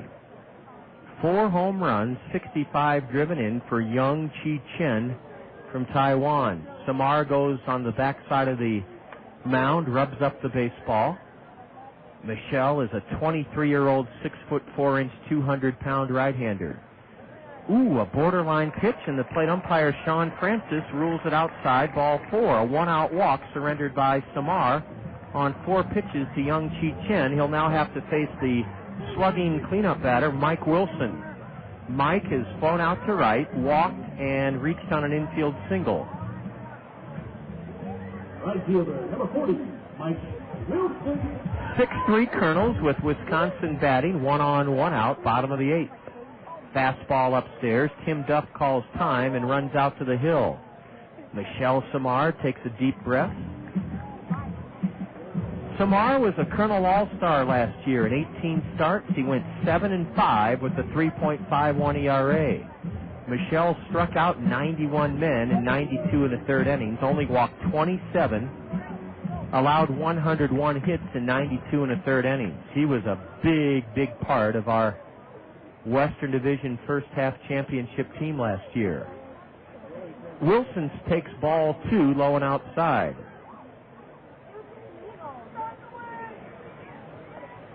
I know Michelle's father is listening in up in Quebec.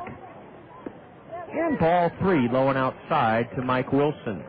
Don't want to put him on because that would bring the tying run to the plate without a base hit.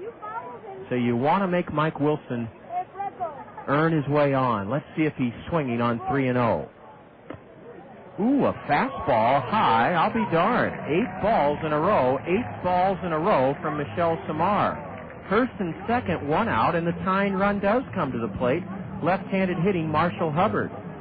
Well, that's a surprise that Michelle would walk 2 in a row, and all 8 pitches were called balls by Sean Francis. We've had trouble winning when Francis and Weinstein have been our umpires, not because they've been one-sided or been against the Kernels. It just happenstance that whenever these two fellows umpire, we usually have a difficult time playing well. We played well tonight, leading 6-3, bottom of the 8th inning. A pair of walks issued by Michelle Samar bring Marshall Hubbard to the plate. Left-handed batter. Nothing for 3 so far tonight. Time is called. Chen walked on 4 pitches, so then 2 did Mike Wilson.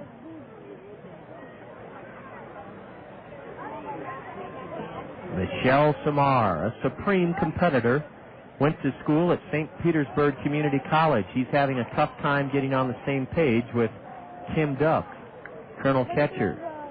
Outfield plays Hubbard deep and slightly to hit the other way. Marshall looks at a slider at the knees. That's strike 1. So Michelle, Frenchie, as his teammates call him, and the Colonel front office calls him Michael. So he's used to being called by 3 names. Frenchie by his teammates, Michelle by myself, and Michael by the Colonel front office.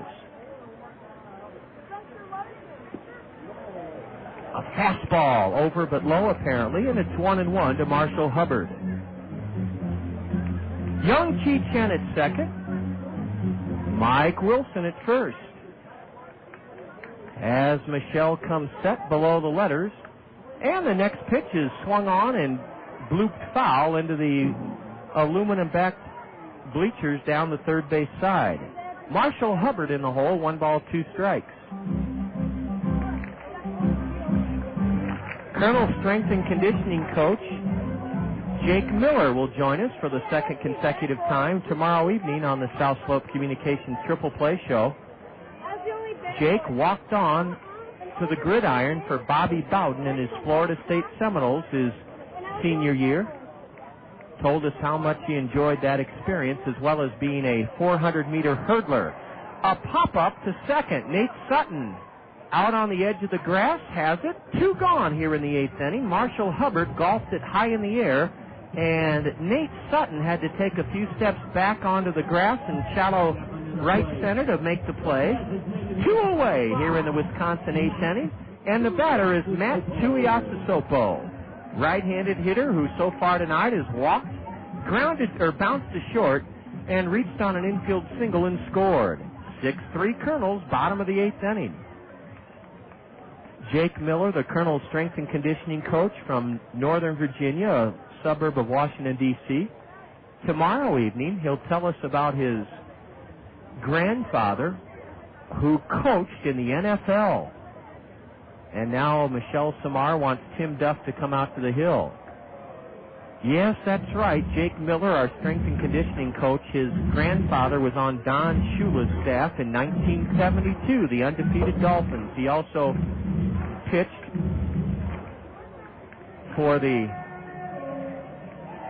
he also coached the Washington Redskins before George Allen did, and coached with the Steelers. Samar's slider is low in the dirt. Ball 1 to Tuiasosopo. Matt wears his Timber Rattler black socks up high. He is of Samoan descent. His father played in the NFL, and his brother is a quarterback with the Oakland Raiders. Strike one call to Matt Tuiasosopo. Nomar Garcia-Parra's younger brother, 10 years younger, played shortstop 2 seasons ago here for the Wisconsin Timber Rattlers. I'll have to see. He was a first-round draft pick by Seattle. I'll have to see how he's progressing. Swinging a foul straight back, and Michelle Samar is ahead of Tuiasosopo. 1 ball, 2 strikes. Michael Garcia-Parra played here as a Timber Rattler in 2003. Hit .243 with 2 homers and 38 RBIs. Last season, he split time. Well, he played 70 games in the Cal League. Here's a swing and a miss, a belated swing on a curveball. Michelle Samar struck out Tuiasosopo, who swung very late at that pitch down and in. High, low. No runs in the 8th inning, no hits, 2 walks, and no Kernel errors. Wisconsin leaves 2 men aboard, and they've stranded 6. We go to the top of the 9th inning, and the Kernels still lead the Timber Rattlers 6-3. This is Kernel Baseball in the zone. Springtime. That time of year when your heating system still runs some, but it's also a time when your air conditioning may be running too. Who do you call when either of them fail? Well, never fear. The A-Team is here. The A-Team from Ahern Plumbing and Heating can inspect and ensure that your heating and cooling system is ready to go when you need it. 24 hours a day, call the A-Team from Ahern Plumbing and Heating. 393-4872. That's 393-4872 for Ahern Plumbing and Heating. Cedar Rapids' oldest wholesale greenhouse is also Cedar Rapids' newest full-service landscaping center. Cedar Rapids Greenhouses has been serving eastern Iowa wholesalers for 50 years at the corner of Johnson Avenue and Edgewood Road behind Guppy's on the Go. Along with their garden center and brand new floral shop, Cedar Rapids Greenhouses offers a full selection of landscaping products and services. If you're searching for the right beautification project, let the trained landscape designers at Cedar Rapids Greenhouses help you create a unique plan for your home improvement efforts. They will work within your budget and taste, and they do free estimates. If you want to do it yourself, walk through their expansive 4-acre in-town location and choose from a wide variety of trees, shrubs, or blooming plants. Cedar Rapids Greenhouses has a full line of annuals, perennials, and a variety of magnolias, maples, and lilacs. For the highest quality and wholesale prices, see the difference at Cedar Rapids Greenhouses, Eastern Iowa's newest garden center, floral shop, and full-service landscapers, corner of Johnson Avenue and Edgewood Roads Northwest. We go to the 9th with 2,129 in attendance at Fox City Stadium. Kernels have out-hit Wisconsin 10-6 and lead the Timber Rattlers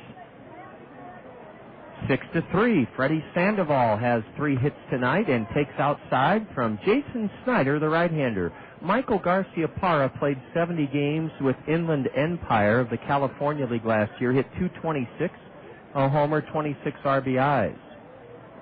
Ball 2 is inside to the Kernel switch-hitting all-star, Freddy Sandoval.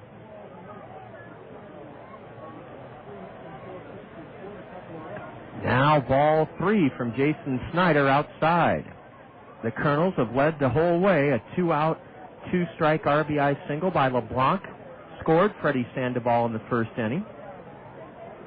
I want to correct myself as the 3-0 pitch is low and a 4-pitch walk issued by Jason Snyder to Freddy Sandoval. Earlier tonight I said that the double play that ended the Kernel's 7th inning, Chris Colton throwing out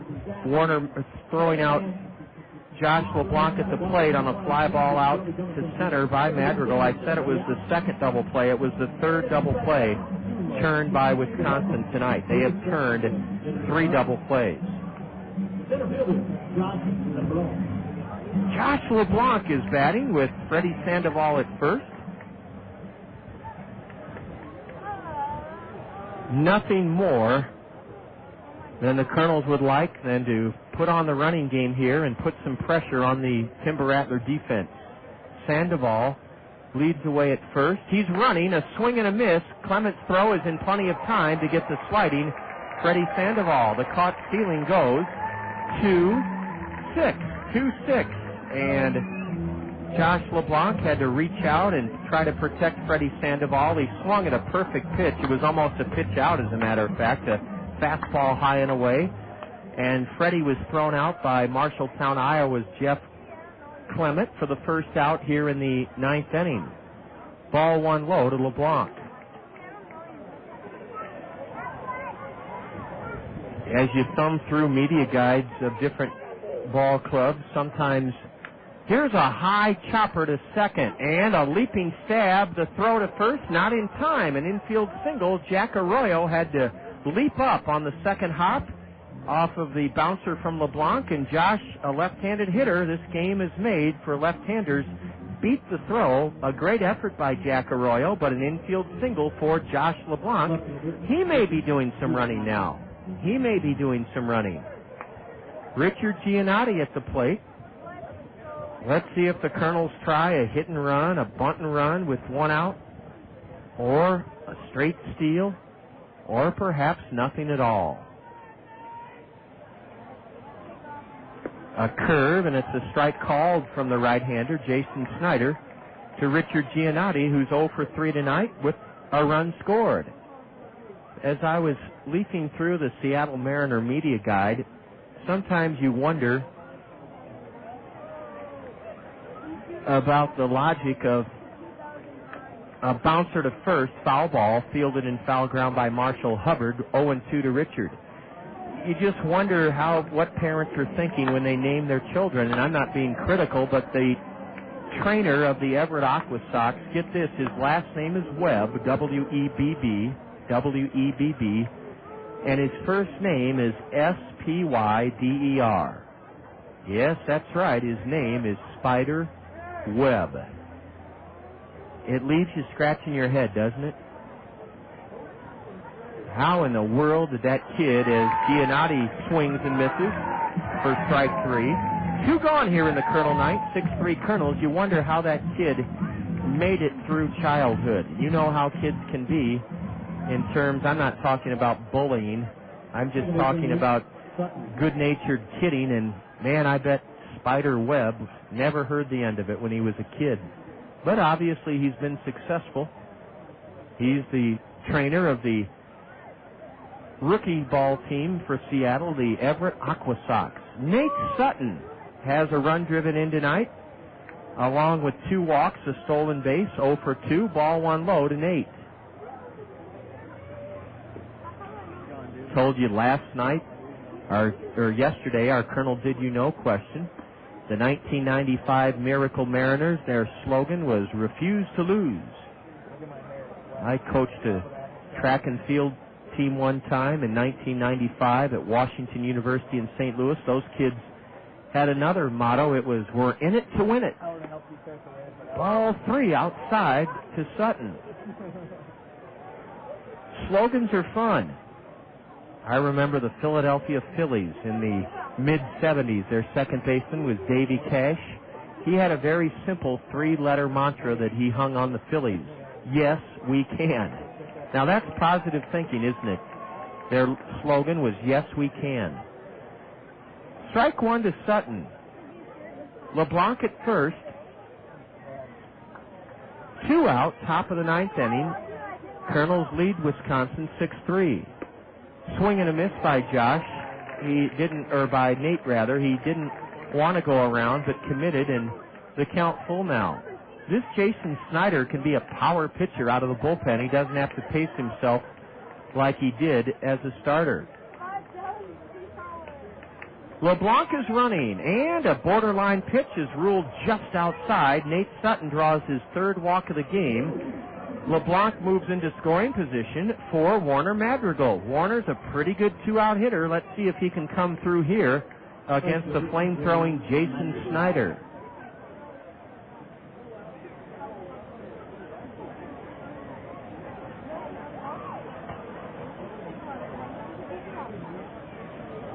First, Jeff Clement out to the mound to talk it over with his right-hander, Jason Snyder.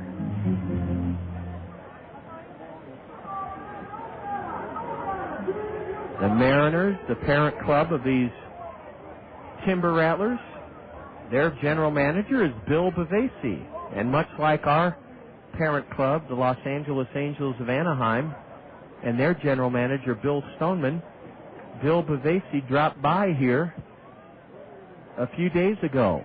Didn't stay as long as Bill Stoneman. Bill stays for 3 or 4 days. Warner picks on the first pitch and rolls it to shallow short. The throw in the dirt gets by the first baseman, and LeBlanc scores. Sutton to third, and that'll be an error on Oswaldo Navarro. And the Kernels pick up a big run here in the ninth inning with 2 out. Madrigal grounded it to shallow short.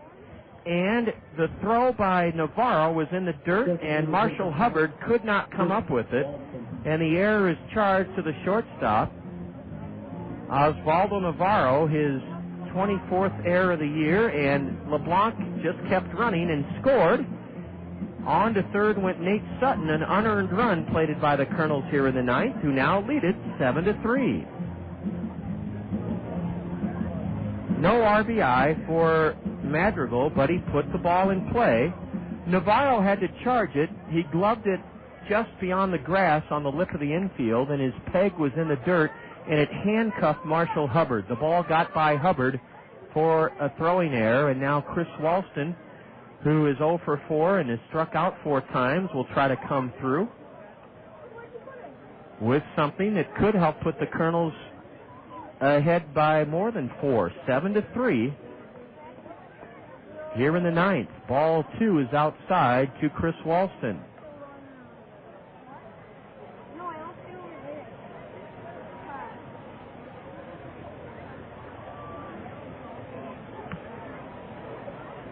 Walston, a right-handed hitter, and a swing and a miss by Chris on a changeup in on his hands. Yeah, Bill Bavasi. He comes from a strong bloodline, son of former Brooklyn and Los Angeles GM Buzzy Bavasi. Ball 3 rides inside to Chris Walston.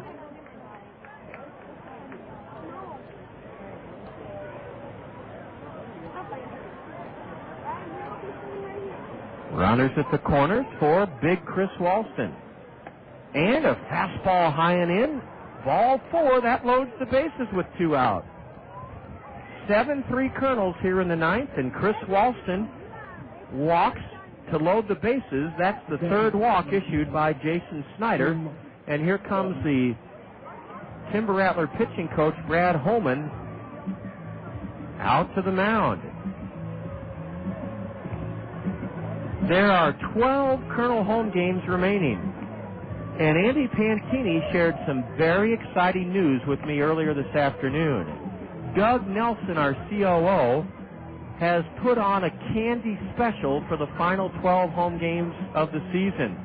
That means when you buy a candy item, anything besides cotton candy, you'll get 2 for the price of 1.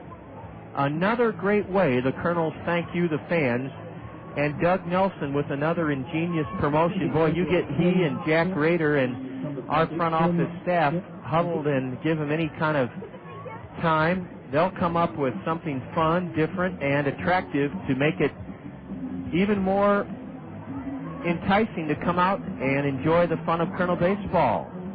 And Doug Nelson must have put his head together with Dave Soper, our concession director, and said, hey, let's offer candy, 2 for the price of 1, the final 12 home games. Ground ball to deep short, and a throw to second ends the inning. What a play by Oswaldo Navarro as he had to backhand Tim Duff's ground ball at deep short, and off balance he threw to get Chris Walston at second, That's the second time Oswaldo Navarro has made an outstanding play with the bases loaded and 2 out to extinguish a Kernel scoring threat. Chris Walston was gunned out by the shortstop. It went 6-4 on a ground ball deep in the hole at short by Tim Duff. In the 9th inning, the Kernels score 1 run unearned on 1 hit. 1 Wisconsin error, their first of the night, or check that, it's their second of the game, and the Kernels leave 3 men aboard. We've stranded 11. After 8.5 here in Wisconsin, the Kernels lead the Timber Rattlers 7-3. You're enjoying Kernel baseball in the zone. As a parent, have you ever experienced the frustration of watching your child struggle at school because of poor study habits? Did your child's grades suffer last year because of poor organization? Do you wish your child would be more motivated at school to realize his or her true potential? If the answer to any of these questions was yes, then Educare Learning Centers has a proven study skills program just for your child. Educare's Study Skills program has helped hundreds of area students gain the study skill tools necessary to turn grades around. So if learning how to study needs to be your child's first lesson this year, give Educare a call. Classes begin Monday, August 8th and Monday, August 15th, just in time for school this fall. Space is limited. Call Educare of Cedar Rapids today at 832-1965 and get this year started right. That's Educare of Cedar Rapids, 832-1965. Educare is fully accredited by the North Central Association of Colleges and Schools. Have you heard the great news? Mediacom has stepped to the plate to give girls and boys the chance to do cool stuff with the Kernels and at the stadium. As a member of the Mediacom Little Sluggers, you'll get to have an autograph session with the Kernels, take a tour of the stadium, watch a movie from the outfield grass, take batting practice with the Kernels, and participate in a story time with the players. Join the fun of the Mediacom Little Sluggers by registering online at Kernels.com. That's Kernels.com.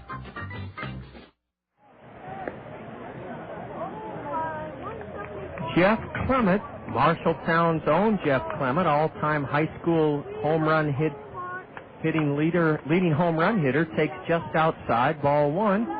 Jeff is 1 for 3. He lined a single into right off Kernel starter Francisco Cordova his last time up, and Samar's next delivery is low and in, ball 2. Kernels have played errorless ball tonight, have out-hit the Timber Rattlers 11-6 and lead it 7-3. A 4-pitch walk by Michel Samar. That's his third 4-pitch walk. Samar in his second inning relief of starter Francisco Cordova. And the last thing Michel wanted to do was put the leadoff man on by a base on balls. But he has a 4-run lead and needs to forget about that and pitch well to Josh Womack, left-handed hitting outfielder. A breaking pitch from Michel is a strike called. Womack has popped to second, struck out looking, and chopped out to first. Josh is 4 for 34 against us this year. The left-handed hitter fouls one off the glove of catcher Tim Duff, and Michel Samar's ahead now, no balls, 2 strikes. Freddy Sandoval is playing well off the line at third. By well off the line, I mean 18 feet off the line, and he's playing even with the base. Now Freddy takes a step or 2 back. Outfield plays Womack, left-handed hitter, to go the other way. He cranks one hard and foul into the Kernel first base or right field bullpen. The bullpen is beyond first base. It parallels the right field line, but it's not very far down the right field line. It's tucked into the grandstand. Michel Samar comes set. The 0-2 to Womack. It just missed low and away for ball 1. Josh is a .263 hitter, 3 homers, 30 RBIs. Slightly open stance. Wisconsin's number 8 hitter, left fielder Womack, takes outside a fastball. 2 balls, 2 strikes. Michael Collins does not hold Jeff Clement at first base. Womack bounces it past the mound. Nate Sutton charges and throws in time. Nate Sutton had to come in quickly as Jeff Clement flashed in front of him going to second, and Nate handled that chance, a tough one, flawlessly. After Nate threw out Josh Womack, he collided with Michelle Samar. Michelle popped off the mound and tried to get to that bouncer first, but couldn't, and I thought it was going to die in the grass for an infield single. But Sutton got to it and got the out. One away here in the ninth inning. 7-3 Kernels. The batter is Jack Arroyo. Right-handed hitter. Nothing for 3. Jack grounded out to third, bounced out to third, driving home a run in the 7th inning to cut the Kernel lead to 6-3. It's 7-3 Kernels, and we're going to have a pinch hitter, I think. Yes. Brent Johnson is going to pinch hit for Jack Arroyo. Brent Johnson, nothing for 4 yesterday, but 3 for 4 in the series opener. Ball 1 low to Brent Johnson. Brent Johnson, who's been the leadoff hitter in the first 2 games of this series, having a fine year, .293 average, 1 homer, which came here on Saturday night, 38 driven in. A ground ball to short. Rodriguez has it and throws out the pinch hitter, Brent Johnson. 2 away here in the bottom of the 9th inning. On to third went Jeff Clement, and the batter will be Oswaldo Navarro. Brent Johnson, the pinch hitter, grounds out to Sean Rodriguez.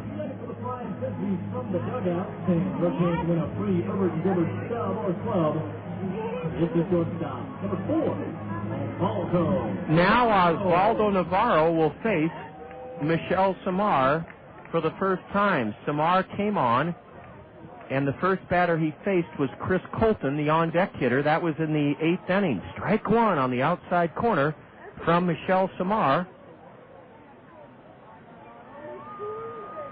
to Oswaldo Navarro. 7-3 Kernels. We're in the bottom of the 9th inning. Breaking pitch in there for strike 2 from Samar. Michelle is trying to extend his scoreless inning streak to over 16 innings. Swing and a miss, and Michelle Samar gets Oswaldo Navarro on a breaking pitch low and away, and helps the Kernels to their 2nd win on this 8-game road trip. The Kernels whip Wisconsin tonight 7-3. 7-3 Kernels in the 9th inning. No runs for the Timber Rattlers. A leadoff walk, no hits. There were no Kernel errors, and the Timber Rattlers leave a runner. They stranded 7 tonight. Well, the Kernels looked very good in this ball game. Led it from the outset. Got great starting pitching from Francisco Cordova, and also tremendous relief from Michelle Samar once again.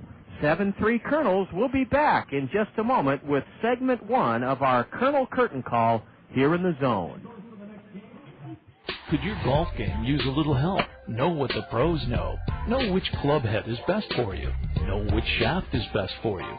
Know which golf ball is best for you. Know your optimum flight trajectory. Know you can do your best with better fitting golf equipment from your Golf Headquarters Nevada Bobs. Call for your appointment today. Golf Headquarters Nevada Bobs. Fitting exclusively with top-line, pro-line equipment. Golf Headquarters Nevada Bobs at 1961 Blair's Ferry Road in Cedar Rapids. ESPN Classic. Get the network that brings you the greatest sports in history. From Namath to Koufax. From McEnroe to Jordan. The greatest heroes. In their greatest games. Plus, the Emmy and Peabody Award-winning Sports Century. Revealing profiles inside the lives of legends. And real classics. Movies for sports fans every Sunday night. No wonder the LA Times calls ESPN Classic the best channel on television. To get ESPN Classic, call your local cable or satellite provider now. It's time for the Kernels Curtain Call, right here on the Zone, ESPN Radio 1600 AM. With a recap of all the action, the State Farm Major League scoreboard, plus a look ahead to the next Kernels game, let's rejoin the voice of the Kernels, the one, the only John Rogers, here on the Zone, ESPN Radio 1600 AM.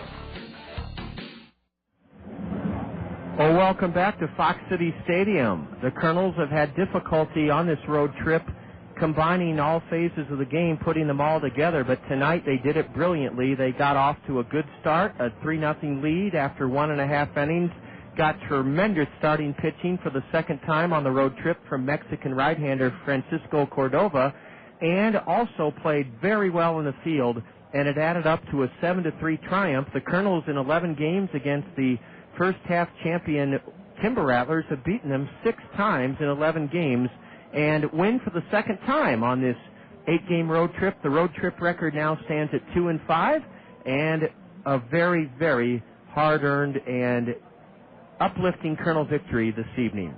John Rogers with you from Fox City Stadium. The first segment of our Kernel Curtain Call has us looking at the game inside the box, so to speak. How did the Kernels and Timber Rattlers come to this 7-3 resolution? Kernels. Well, in the first inning, Freddy Sandoval, who had 3 hits and drew a walk this evening, doubled with 2 out, and on a 2-2 pitch, Josh LeBlanc drove him in with a line drive single into right. Freddy scored, sliding ahead of a wild throw by Mike Wilson to the backstop, and the Kernels led 1-0. Francisco Cordova set the side down in order in the first inning to protect that lead. And with 1 out in the second, Tim Duff singled to right. He had 2 of the Kernel 11 hits tonight. And Sean Rodriguez followed with a 2-run homer over the 16-foot high wall down the left field line, Sean's 8th of the year, to give the Kernels a 3-0 lead. Wisconsin scored for the first time in the fourth inning, a leadoff triple by Young Chi Chen, and after Mike Wilson walked, Marshall Hubbard on a hit and run wrapped into a double play up the middle. Sean Rodriguez gloved it near the bag, stepped on second, threw to first. Young Chi Chen scored, but that double play turned by Rodriguez was one of the big defensive plays by the Kernels this evening. The Kernels then took advantage of some walks and sloppiness by Ivan Blanco, the starter for the Timber Rattlers, and scored 3 runs in the fifth inning to catapult ahead 6-1. Michael Collins got it started by drawing a leadoff walk. He went to second on a Freddy Sandoval ground ball single into right. Then Josh LeBlanc, with a big play in this game, bunted Collins to third and Sandoval to second. Richard Giannotti struck out, but a big play in the game, he struck out on a changeup in the dirt. The wild pitch allowed Collins to score to make it 4-1. It sent Sandoval to third, and Giannotti reached on the wild pitch. Nate Sutton then drove home the second run of the inning. Sandoval from third with a bounce out to first. Then Warner Madrigal, after Giannotti stole second, came through with a big 2-out single, a ground ball up the middle, plating Giannotti with the third run of the inning. RBI number 41 this season for Warner Madrigal. The Kernels led after 4.5 innings, 6-1. In the sixth inning, Chris Colton belted his third home run of this series, 3 in 3 games, his 9th of the year, a solo blast over the 16-foot high wall in center to make the score 6-2 Kernels. Wisconsin then made it 6-3 in the seventh inning. Their first 2 batters reached on singles, and they scored on, one of them scored on an RBI groundout by Arroyo, Jack Arroyo, and that made it a 6-3 game. In the top of the ninth, though, the Kernels scored a big insurance run with runners at first and second and 2 out. Warner Madrigal grounded to short. Oswaldo Navarro made a good play on the shallow grounder. His throw in the dirt, though, was wild. It got past Marshall Hubbard, and scooting home all the way from second was Josh LeBlanc to give the Kernels a big insurance run, 7-3. Michel Samar pitched 2 scoreless innings. Despite walking 3 batters, he did not give up a hit. He struck out 2, and Michel Samar was brilliant once again in relief. He has now extended his scoreless relief innings to 16 2/3. 16 2/3 scoreless innings of relief by Kernel right-hander Michel Samar. 7-3 Kernels. Final line score, 7 runs, 11 hits, no errors. We left 11. Timber Rattlers, 3 runs, 6 hits, 2 errors. They stranded 7. Kernel starter Francisco Cordova notches his 4th win of the year. He's 4-4. The loser for Wisconsin was their starter, Ivan Blanco. He's now 3-3. 2 hours and 46 minutes, the time of the game, and 2,129 saw The Kernels knock off Wisconsin here in Appleton 7-3. We'll be back in just a moment to enjoy our Access Direct play of the game here in the Zone.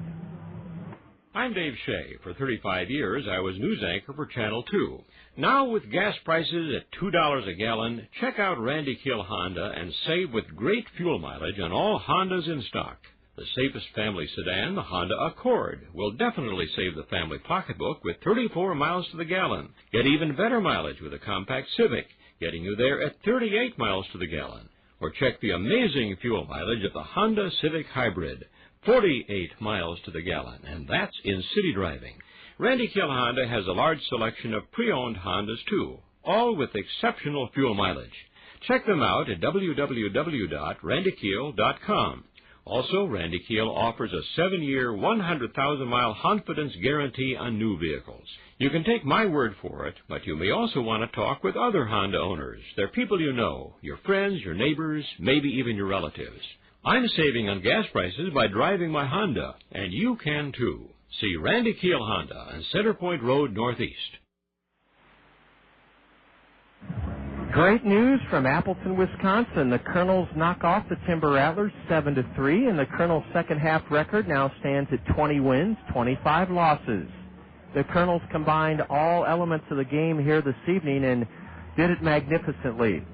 Timely hitting, an early lead, great starting pitching from Francisco Cordova, and errorless defense.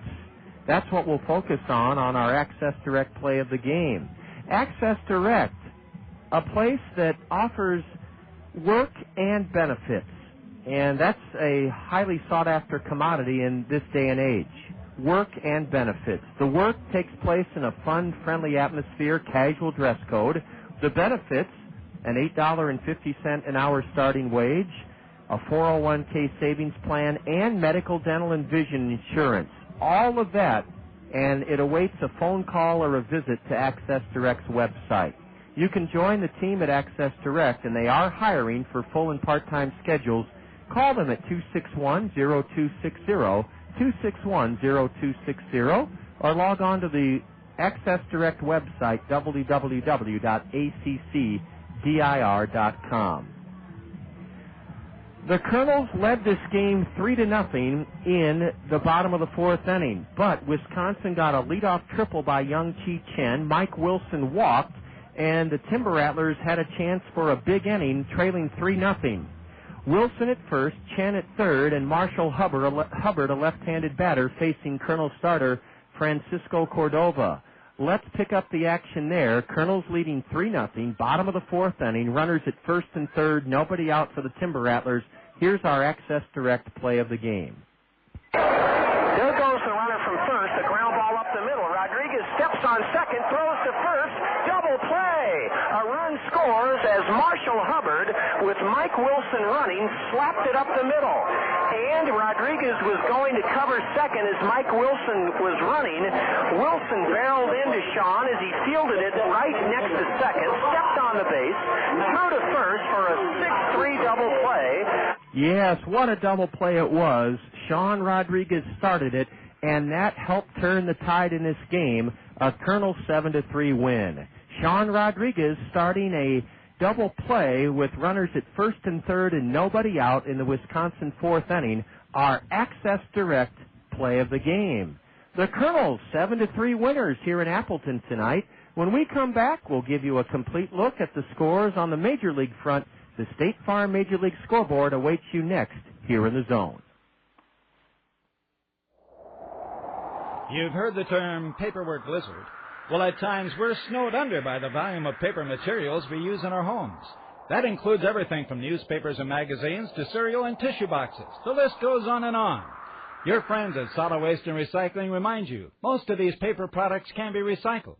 So instead of throwing them in the trash, put them in your blue recycling box for curbside collection. Then you'll be doing your part to reduce waste and save landfill space. Papa John's pizza, it's so good. Better is best, that's understood. Better call Papa John's tonight. Better call Papa, he's got it right. Better ingredients, better pizza. Papa John's. Attention baseball fans, call your local Papa John's for our home run special. Get a large pizza with up to 3 toppings of your choice for only $9.99. Papa John's. Better call Papa.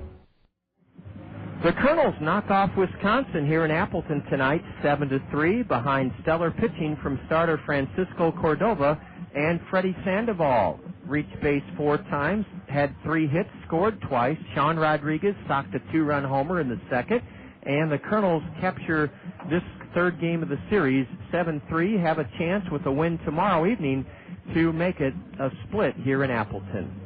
John Rogers reporting, final segment of the Colonel Curtain Call. Thanks to State Farm Insurance agents Dale Thompson, Gary Schubat, Lanny Peterson, and Al Shetler, we have a look at a light slate of games in the big league. State Farm Major League Scoreboard, doubleheader in the National League at Coors Field, and the Rockies swept the Marlins. In 11 innings this afternoon, Rockies 4, Marlins 3. The nightcap at Coors Field, Colorado turned back the Marlins 5-3. That first game was an 11-inning triumph for the Rockies. They're in the bottom of the ninth. South of here in Milwaukee, the Cardinals 8, the Brewers 4 at Miller Park.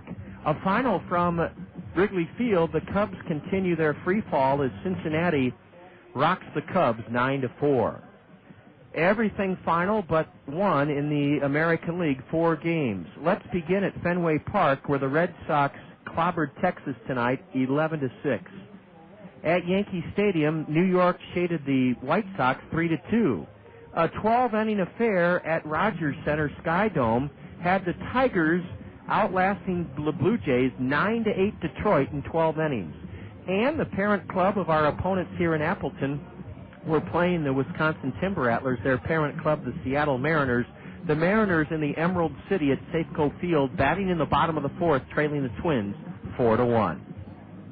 That's our complete look at everything big league side, State Farm Major League Scoreboard, brought to you by State Farm Insurance agents Al Shetler, Lanny Peterson, Dale Thompson, and Gary Schubat. Tonight, the Kernels played very well from start to finish and polished off the Timber Rattlers 7-3.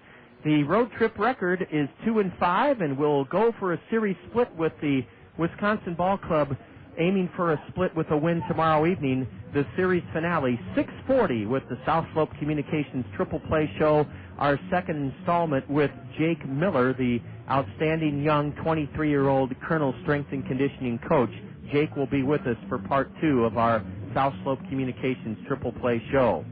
7 o'clock is first pitch here from Appleton, where the Kernels whipped the Timber Rattlers behind Francisco Cordova and Michelle Samar 7-3 this evening. Jake Lentz, our in-studio engineer. As always, we thank Jake. He did an outstanding job at 2nd Avenue and 5th Streets in downtown Cedar Rapids. And thanks to everyone who tuned in this evening. Fun in Appleton as the Kernels win it 7-3. John Rogers looking forward to bringing you the road trip finale here from Fox City Stadium tomorrow evening at 6:40. Good night from Appleton. This has been Colonel Baseball in the Zone.